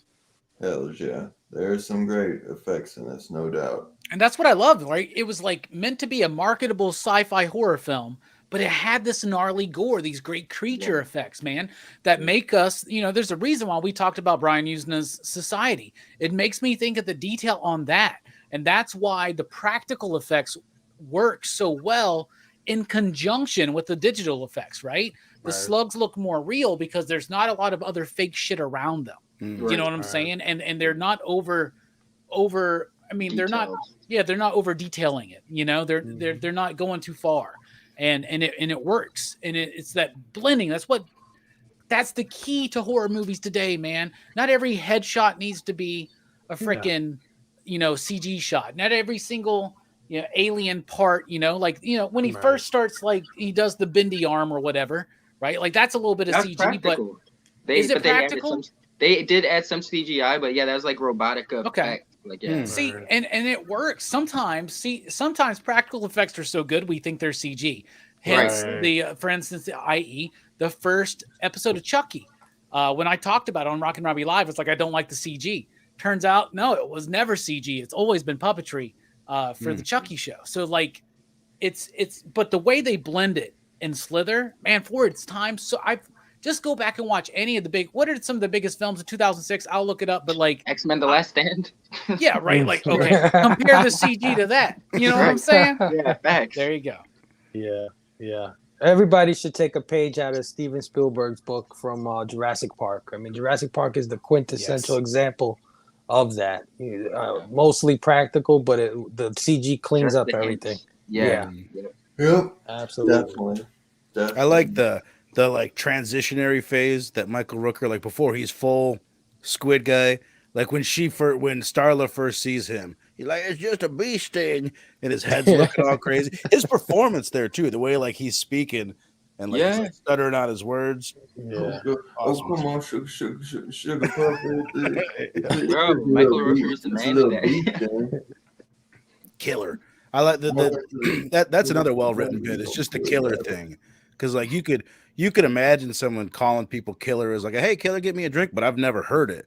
So it made it distinct to that character so that later on it worked. As soon as someone else said it, you're like, oh, it's him.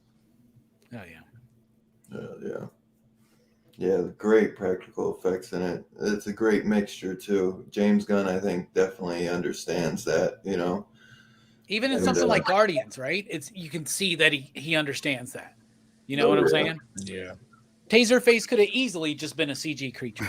Yeah. Taserface? Disney wouldn't have minded either. Like that's still my favorite bit in any MCU film is the Taserface. Oh, Rocket when he's like watching porn is my favorite bit in all of the MCU. What are you doing? Watching porn? Like he was like question mark? Is that the right? Yeah, that's hilarious. I was actually watching that right before we came on stream. Nice. Really? Yeah. It was on Freeform, so I was like, fuck it.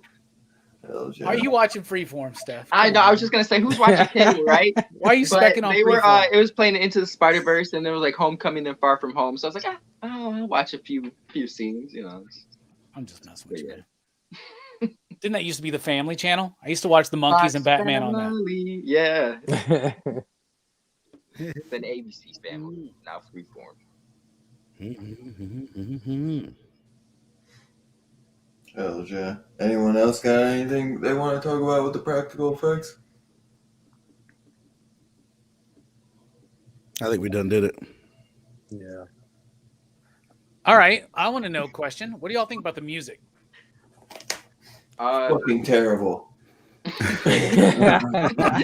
Just kidding. I think that James Gunn, I think Verno alluded to it earlier, where he's trying to fit music into the scenes that fit for those scenes, and he's getting into it in this movie because it can go from like some pop music or some country rock thing, and then it goes into some like dun dun dun, that kind of old 50s kind of thing. So Absolutely. yeah, it's a little all over the place, but they all fit for their scenes. It's not So as it's memorable. enjoyable. Like it's No. yeah. See, I have a different perspective, man. Like because you know me, and I try to pay attention to the music. I fucking love it, man. When they're doing the sci-fi stuff, it's like Fable says, it is straight up 1950s. It's like Creature from the Black Lagoon music, man. And then it goes into these other places, and when you listen to it isolated, it still works. It's great. So the composition was done by Tyler Bates. Did anybody know that name? Come on, we know Tyler Bates. We're talking about Halloween by Rob Zombie. We're talking about Watchmen. You know what I'm saying? We're talking about 300. Come on, y'all. Tyler Bates out there. Guardians of the Galaxy 1 and 2, by the way. Oh, wow. John Wick. There you go. Like Deadpool 2. Like, I mean, come on. Fast and Furious, Hobbs and Shaw. The really good one. All right. I love the movie music. Because it's doing that 50s stuff. It's doing something a little bit modern. It's doing stuff in the 80s. It's all of the cinematic influences are also the musical influences. Right. And to me, I eat that shit up. Like when I was watching it with Jamie, I felt like I was annoying her at some time. She didn't show that I was annoying her, but I just kept going, did you hear that? It's like totally 1956, like sci-fi music. Like I was like, you hear that? It's like he's mimicking a theremin. Did you hear that? Like I was so being obnoxious about it, man, because I just I'm such a nerd about it, bro. So like it does the 50s, it does the 80s, and it does the modern stuff. And it's Tyler Bates. And if you look at what he's known for, he's able to do something different in this. And that's why I really, really freaking like it, man. I love that you say that because I have like a quota on how many comments I can make during a movie before she's like, I don't care. Like she's like, I'll pretend I care for a while, but she really doesn't care about what I think about what we're watching. Nobody ever wants to talk about film score with me. That's why I always make sure it's a bit. I'll talk with you, bro. I'll talk with you. I get what you're saying. It was definitely there. I mean, when they were walking through the forest, I mean, I got those Wolfman vibes from when Wolfman was in the forest. You know what I mean? It's there for sure. Yeah. I think he's it's a catalyst of what we've come to expect from him now, but I think he was I think he's refined that sense so where he can find a more iconic song to represent a particular scene. Right.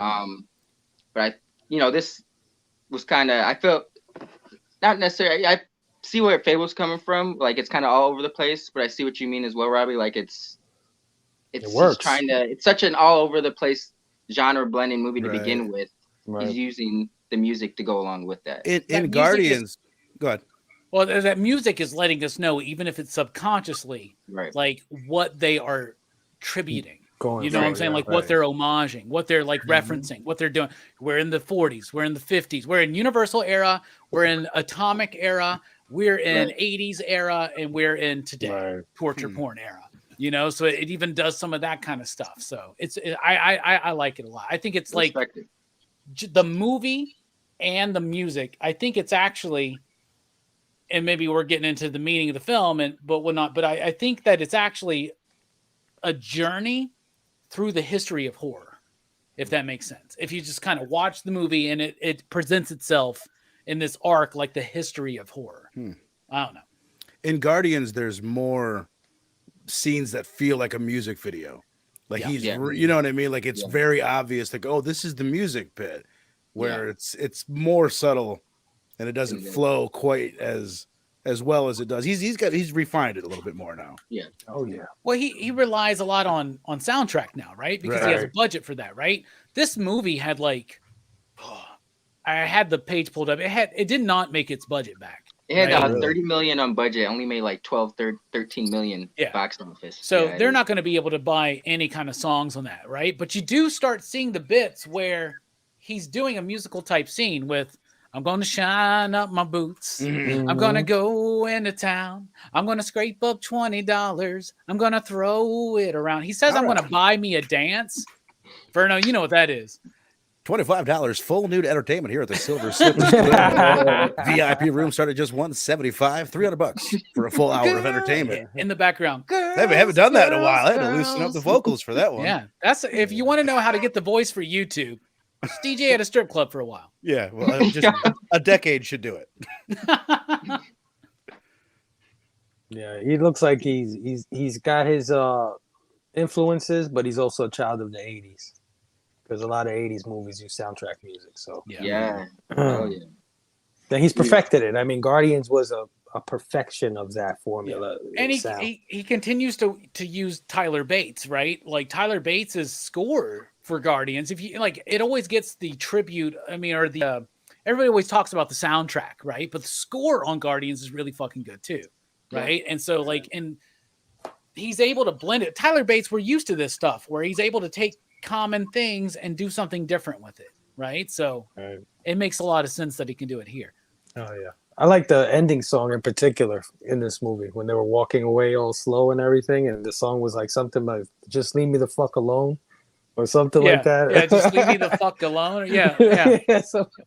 And he's using these Southern songs. Like I looked up that one. That's a song. That's actual song. I thought that was something written for the fucking movie. I thought it was just a bit they were doing. Like this town does this like $20 lap Deer dance cheer? bit. Yeah, deer cheer lap dance thing. But yeah, I could see me. Yeah. Anyway, but I've been in places like that. I don't. Anybody else got any thoughts on the music? Dylan, what do you think about the music, man?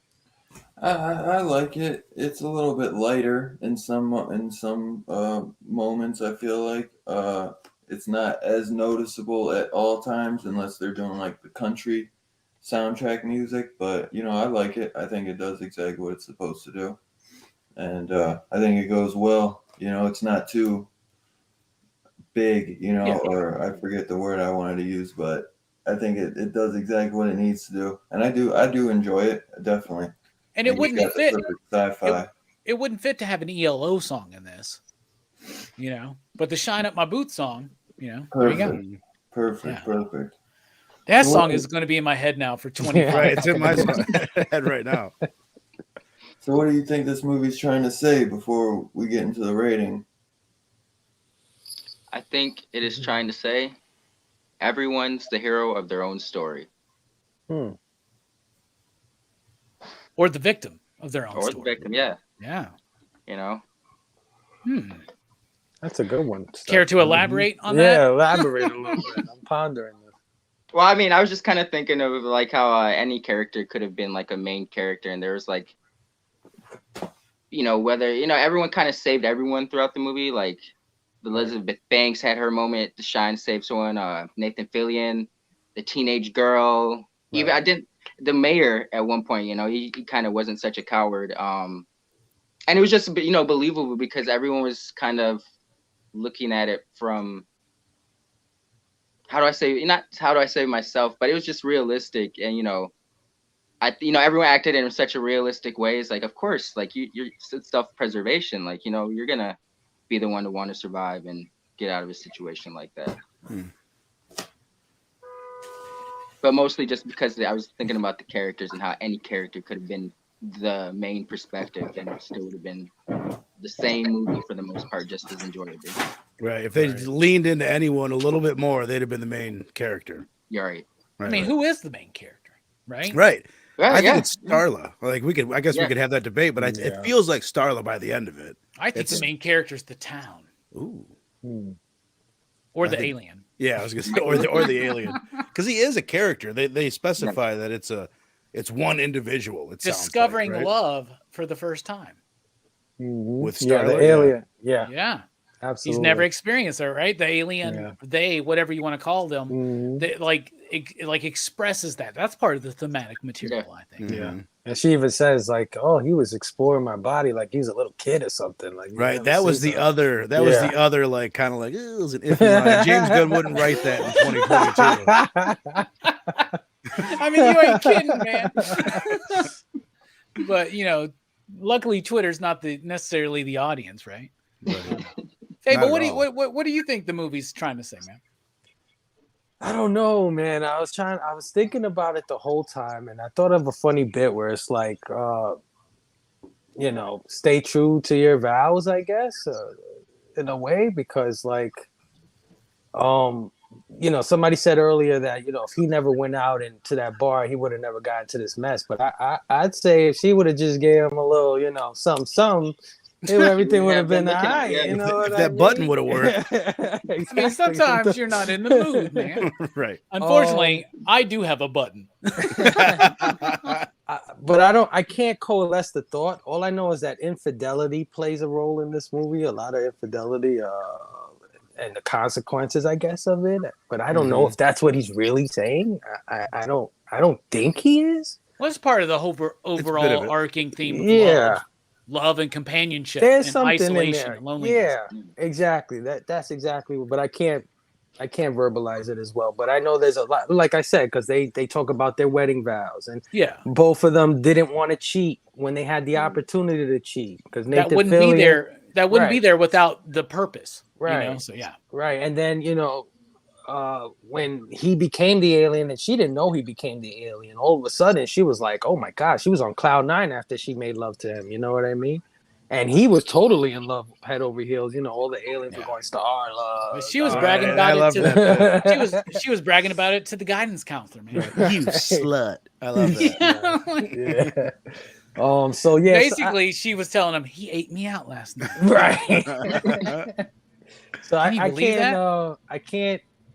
can't tell you the theme exactly, but I know it has something to do with love and being true to the person you love and things like that. Oh yeah, man. I like that. What about you, Verno? It was kind of a similar thing, Fable, where I struggled with it, and my initial thing was like, well, maybe it's not like a strong theme, but there was a bunch of little things that I don't know if it ever felt like, until Robbie is about to tell us at the end what the theme was. But I had written down infidelity, nurture your relationship, as far as like a lesson bit goes.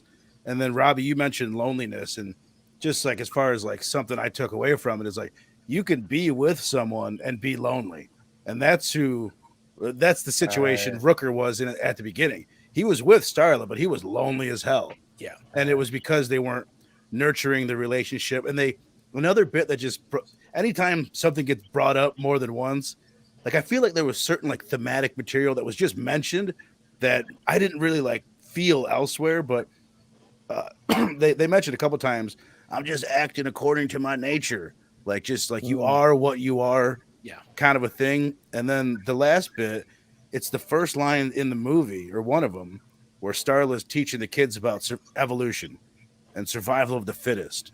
But I mean, you get what I'm saying? Like that was mentioned, things were mentioned multiple times, but I didn't really feel that at the end that it was like, was it about evolution? So, I mean, everything evolved that was in the movie, but I didn't really feel it as a strong theme throughout. So, as always, super curious what Mr. Billups has to say on this.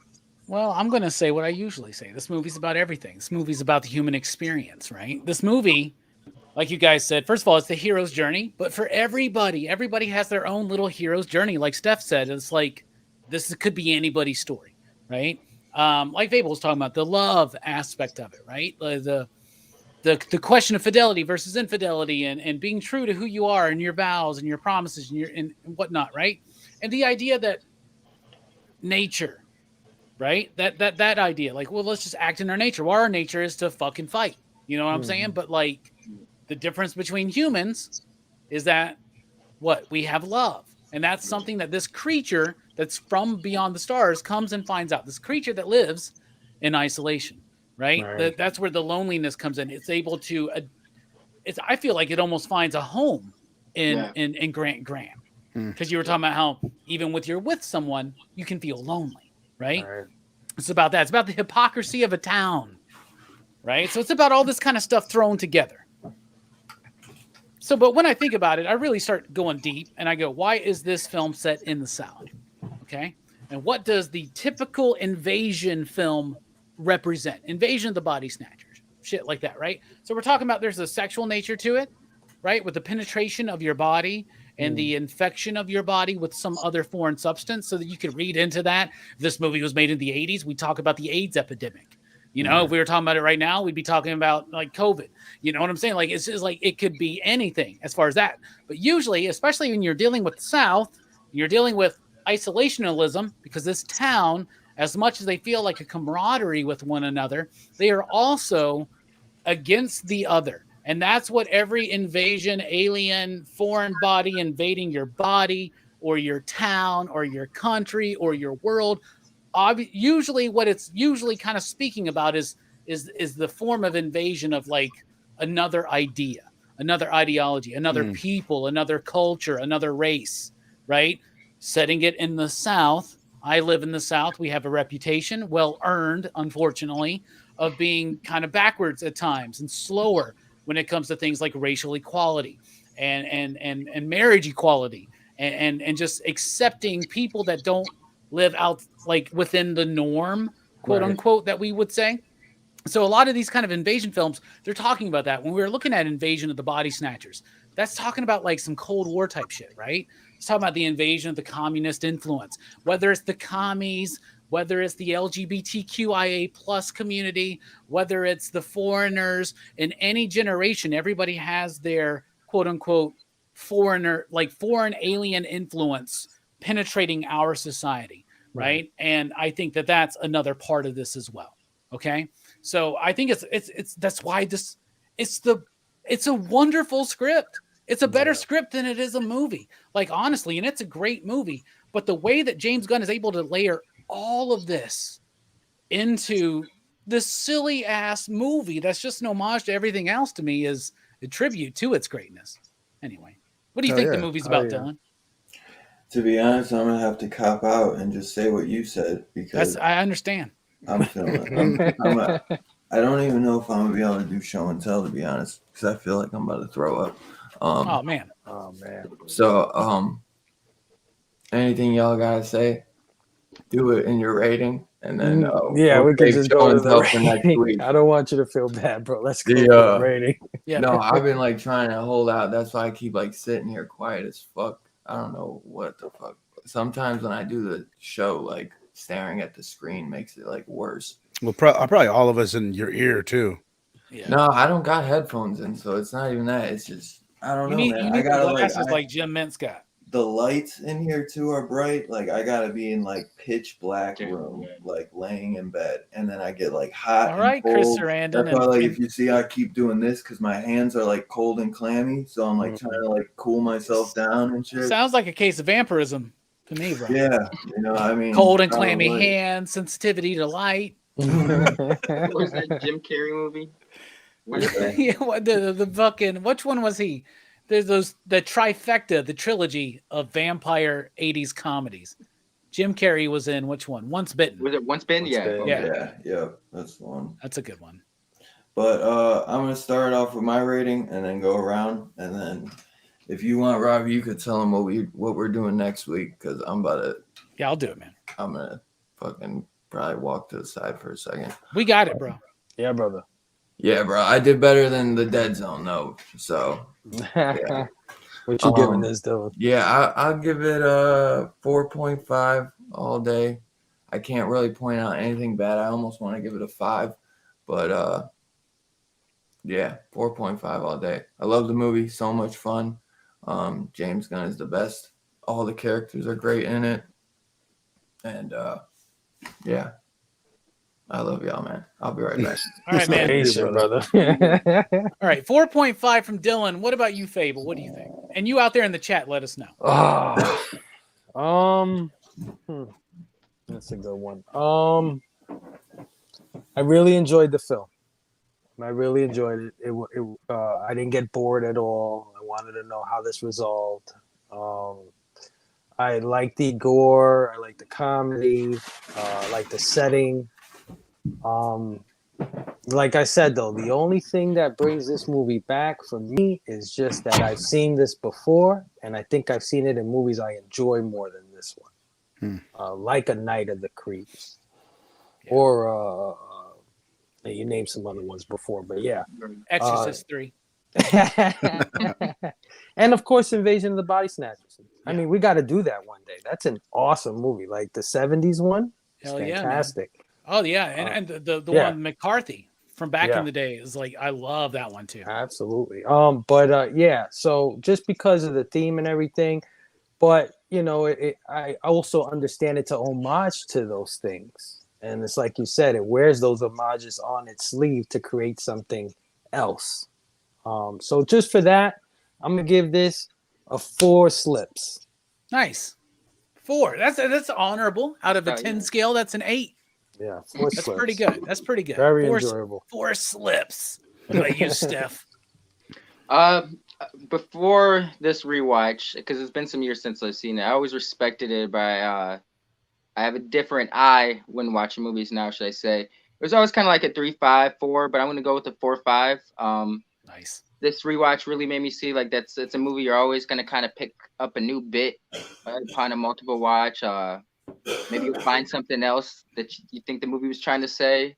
It is a homage to a bunch of things we've seen, but it's unique in that aspect that there's not many films out there like this that try to homage so many different films and genres and does it well at that, you know. So I can't necessarily find anything wrong with it until then, so I'm going to go with a strong 4.5. That's a very strong score, my friend. 4.5, agreeing with Dylan. What about you, Verno? I always struggle with this. I take it very seriously, this rating. And I'd like to begin by lodging a formal complaint about the rating system. It's limiting.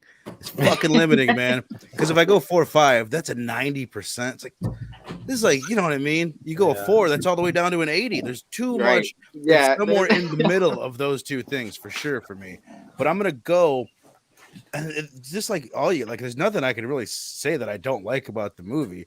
I just don't think it deserves a 90%. For whatever reason, you could go 4.25. I think. I'll go. Quarters are allowed. I don't know if they are. You could go 4, 4.5, or 4.69, but you can't do 4. I'll go 4. I mean, like I said, it's like the strongest 4 that I could possibly give it. Super entertaining, great pace to it too. It's like it's the right length for this kind of movie. On second watch, it's funnier than shit. It's super quotable. We didn't mention the Johnnies that are out there, or any, you know, there's a ton of funny lines, a ton of great characters, and like you guys almost through talking about it, like the things that I didn't really like about it, you guys have kind of explained why they're good, like just like just the subversion of the characters and just like everybody could be the star of it. So I could easily go 4 or 5, but I'll stick with 4. So a very, very solid 4. And something that. I'm super glad I watched. I like that. The upper level of 4. Right. The upper echelon of 4. I can feel that. For me, I'm trying to be a little bit more objective this year, but at the same time, I got to look at things for what they're trying to do. Right. Right. And for what this movie is trying to do, I think it does it pretty freaking well. And for James Gunn to get a little bit of money for really the first time to come out and deliver something like this that's so well crafted and so already inherently his vision. You look at his movies now, which are comic book fucking movies, right?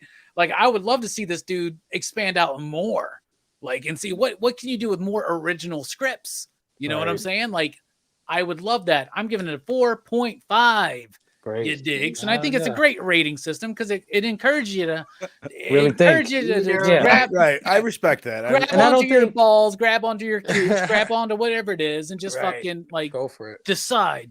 I'm going 4.5. So we got a 4.5 from Dylan, me, and Steph, and a 4.0 from Fable and Verno for a let's just call it a DHS average of 4.78.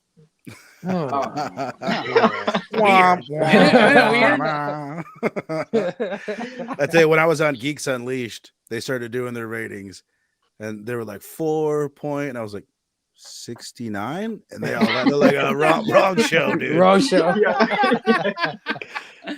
No, we'll call it a DHS average of 4.69, dude. Yeah. Yes. And next week, join us, because next week we're going to be talking about the one, the only Lake Placid. Yes, honoring, first of all, a great film about It's an alligator or a crocodile. I don't know. Giant monster in the swamp. But Oliver Platt's in that movie. But Betty White, we just recently lost her, 99 years old, at the last day of 2021. Right? Wow. It's like what does she know about this year that we need to know? She's trying to be cooler than us, even in death. Yeah, so we're going to honor Betty White next week, and we're going to do Lake Placid, everybody. So check it out. I don't know where it's streaming, but surely you can check it out somewhere. I'm looking it up right now. Yeah, Verno's going to let us know here in just a second. I mean, I don't see it. I mean, Sling TV, if you got a premium subscription. Philo, I don't know what the fuck that is, but all the places I have, I don't see it for free. But you can rent it, right? You can rent it. You can rent it. $3.99 on YouTube, $2.99 on Amazon Prime. Yeah, don't be fooled. That's SD. That's standard definition. It's gonna be $3.99 there too. Really? I've been fooled so many times by that. Yeah, it's always $3.99. I bought this one. It was like $8, $8.99 on Amazon Prime. I was like, I'll take a chance on it. And I'm glad I did. I'll definitely watch this. You bought it digitally? Yeah. Bro, the Scream Factory's totally worth it. First of all, the slip. Well, that's the thing is I was thinking I'd never seen it, so I didn't. You know what I mean? I know. Wasn't ready to it's good. Spring the extra money on it without. It's got a new commentary with James Gunn and cast members. New interview with James Gunn and Greg Henry. To your point, I would love to see James Gunn make a horror movie now. Like he clearly has the passion for it. He clearly has he could get the budget for a badass one. I would love to see him do that. Yeah, if we could just pry him away from fucking DC and Marvel. God damn. That being said, very excited for Guardians of the Galaxy 3. I'm going to look through the chat real quick. 62 Lefty Blue says 4 puffs. Eric says 4 slips for sure. Great movie. And 2 Gun Pedro, pew pew, said 3.5 slithers. Nice. And like I said, Jamie gave it 5. She just wanted. So I was like, you're getting really ridiculous here. 5s you're just handing out. Anyway, so if Dylan can come back and take us out at any time. In the chat, he said, just mention what you guys got going on, and he's gonna end it. All right, what you guys got going on, Fable? Anything coming up like tomorrow at like 5 p.m. Central? Well, of course, tomorrow before Rockin' Robbie Live at 8 p.m. Eastern, we've got Blame Fable tonight. We're missing Link and Big Herm at 6 p.m. Eastern on Instagram Live. Our special guest is going to be Nick, the comic nerd. And we are reviewing the classic movie Drive with Ryan Gosling. I've never seen that, man. Oh man, you should watch it and join us, man. That should be. Maybe I should do that for my. I've already watched Iron Monkey, so maybe I should do that for my wake up in the morning and Hell yeah, that's what I'm gonna do tomorrow. Yeah, that's what I'm doing. So yeah, join us tomorrow for that, and of course, Whiplash Wednesdays. We got all the guys, all the fellas in the Bad Batch doing the things that they do. Comics Kings, Nick, Manny, everybody, TM, and then to close Whiplash Wednesday, we're back again, the same crew, Big Herm, Missing Link, and myself, and we're gonna do our Let's Talk About It remastered show, which is just like a bunch of stuff. We talk news, toys, movies, stuff like that. I'm not too sure what. You guys going 4 hours again this week? Special occasion. Yeah, I know. Yeah. So yeah, just catch basically the Bad Batch, and of course me, Steph, and Herm on Sunday and on Wednesday. Hell yeah. Nice. It's a great show, everybody. Check it out on Instagram and of course Whiplash Wednesday. What about you, Steph? What's coming up, man? What you got going on? Same thing as Fable said. Catch me Wednesday with Brandon, Crisis on Infinite Rants. That's earlier in the afternoon. And then closing out the night, I'll be with these 2 fine gentlemen, Herm and Fable. And over on Big Herm Collectibles channel. Yeah, yes, over at Big Herm's on YouTube. Every Wednesday and Sunday. Hell yeah, Verno. What about you, man? What's coming up on your channel, man? Well, I don't know if you guys know about Slickerless Nicholas from Comic Culture. Slickerless Nicholas? Slickerless Nicholas, baby. Yeah. We just recorded another episode of the Comic Book Breakdown Show that's dropping early tomorrow morning. So if you guys want to wake up, smoke your whatever you're smoking over there. Whoa, we lost Fable. You okay, bro? Mike wants to know. But no, that'll be coming out tomorrow. We had a great conversation talking X-Men, talking Inferno, talking Batman, talking about the best books that came out last week. and then I do weekly reviews every Wednesday or every Tuesday night. I don't know how Robbie does what he does, but his come out a couple hours before I could ever get him up, but he does it. And I will go ahead and throw out there. Have you been reading any Saga yet, Robbie?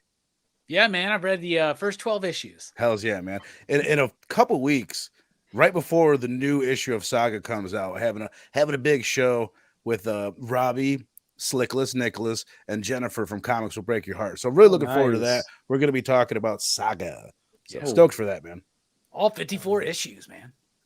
Pretty excited. I quit reading like in issue 20 something, so I'm really excited. So, but good, I'm enjoying the revisit, man. Me too. Me too. Yeah, very excited. Y'all go sub up these guys if you haven't already. Really great stuff. Check out Fable on Instagram. Check out Steph over at what's the Brandon's fucking channel called? Comics Kings. Yeah, check them out over there and shit. And then check out Verno at Cerebros. And yeah, IG. We're all on IG. You know, the Instagram. You know, we're cool. You know, we're doing what we're doing. Very exciting week for PCP. Rockin' Robbie Live returns for the first show of 2022 tomorrow night, 7 p.m. Central Time. We are the official after party of Lane Table Tonight Show. And then Monday night, new night for PCP Movie Night. We're back for the 2022 season, y'all. Boy. 8 p.m. Central Time. We're talking about one of my favorite Terry Gilliam films, Brazil. So freaking excited. Joe Corral is going to be there. So it's going to be a great time. Me, Joe, Brian, Jelani, and Brooks, y'all. You know that's going to be a great show, right? And then what else? Dylan's horror show next week, Lake Placid, right? Oh yeah. So glad you're on Mondays because I miss Mummy Mondays, man.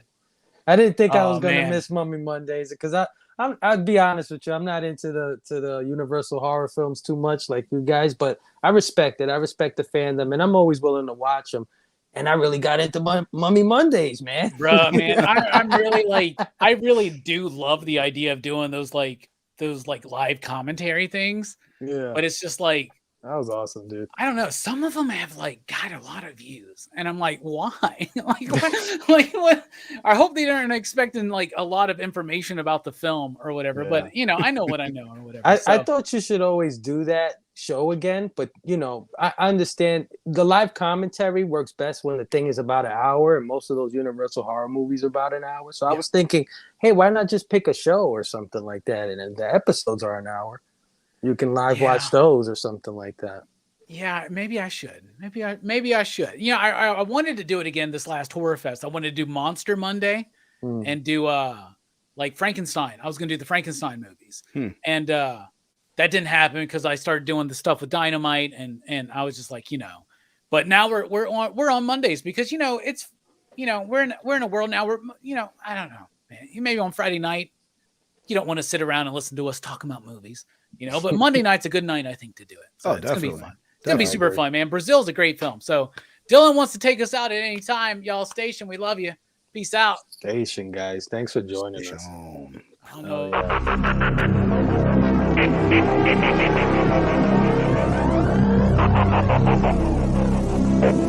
Yeah.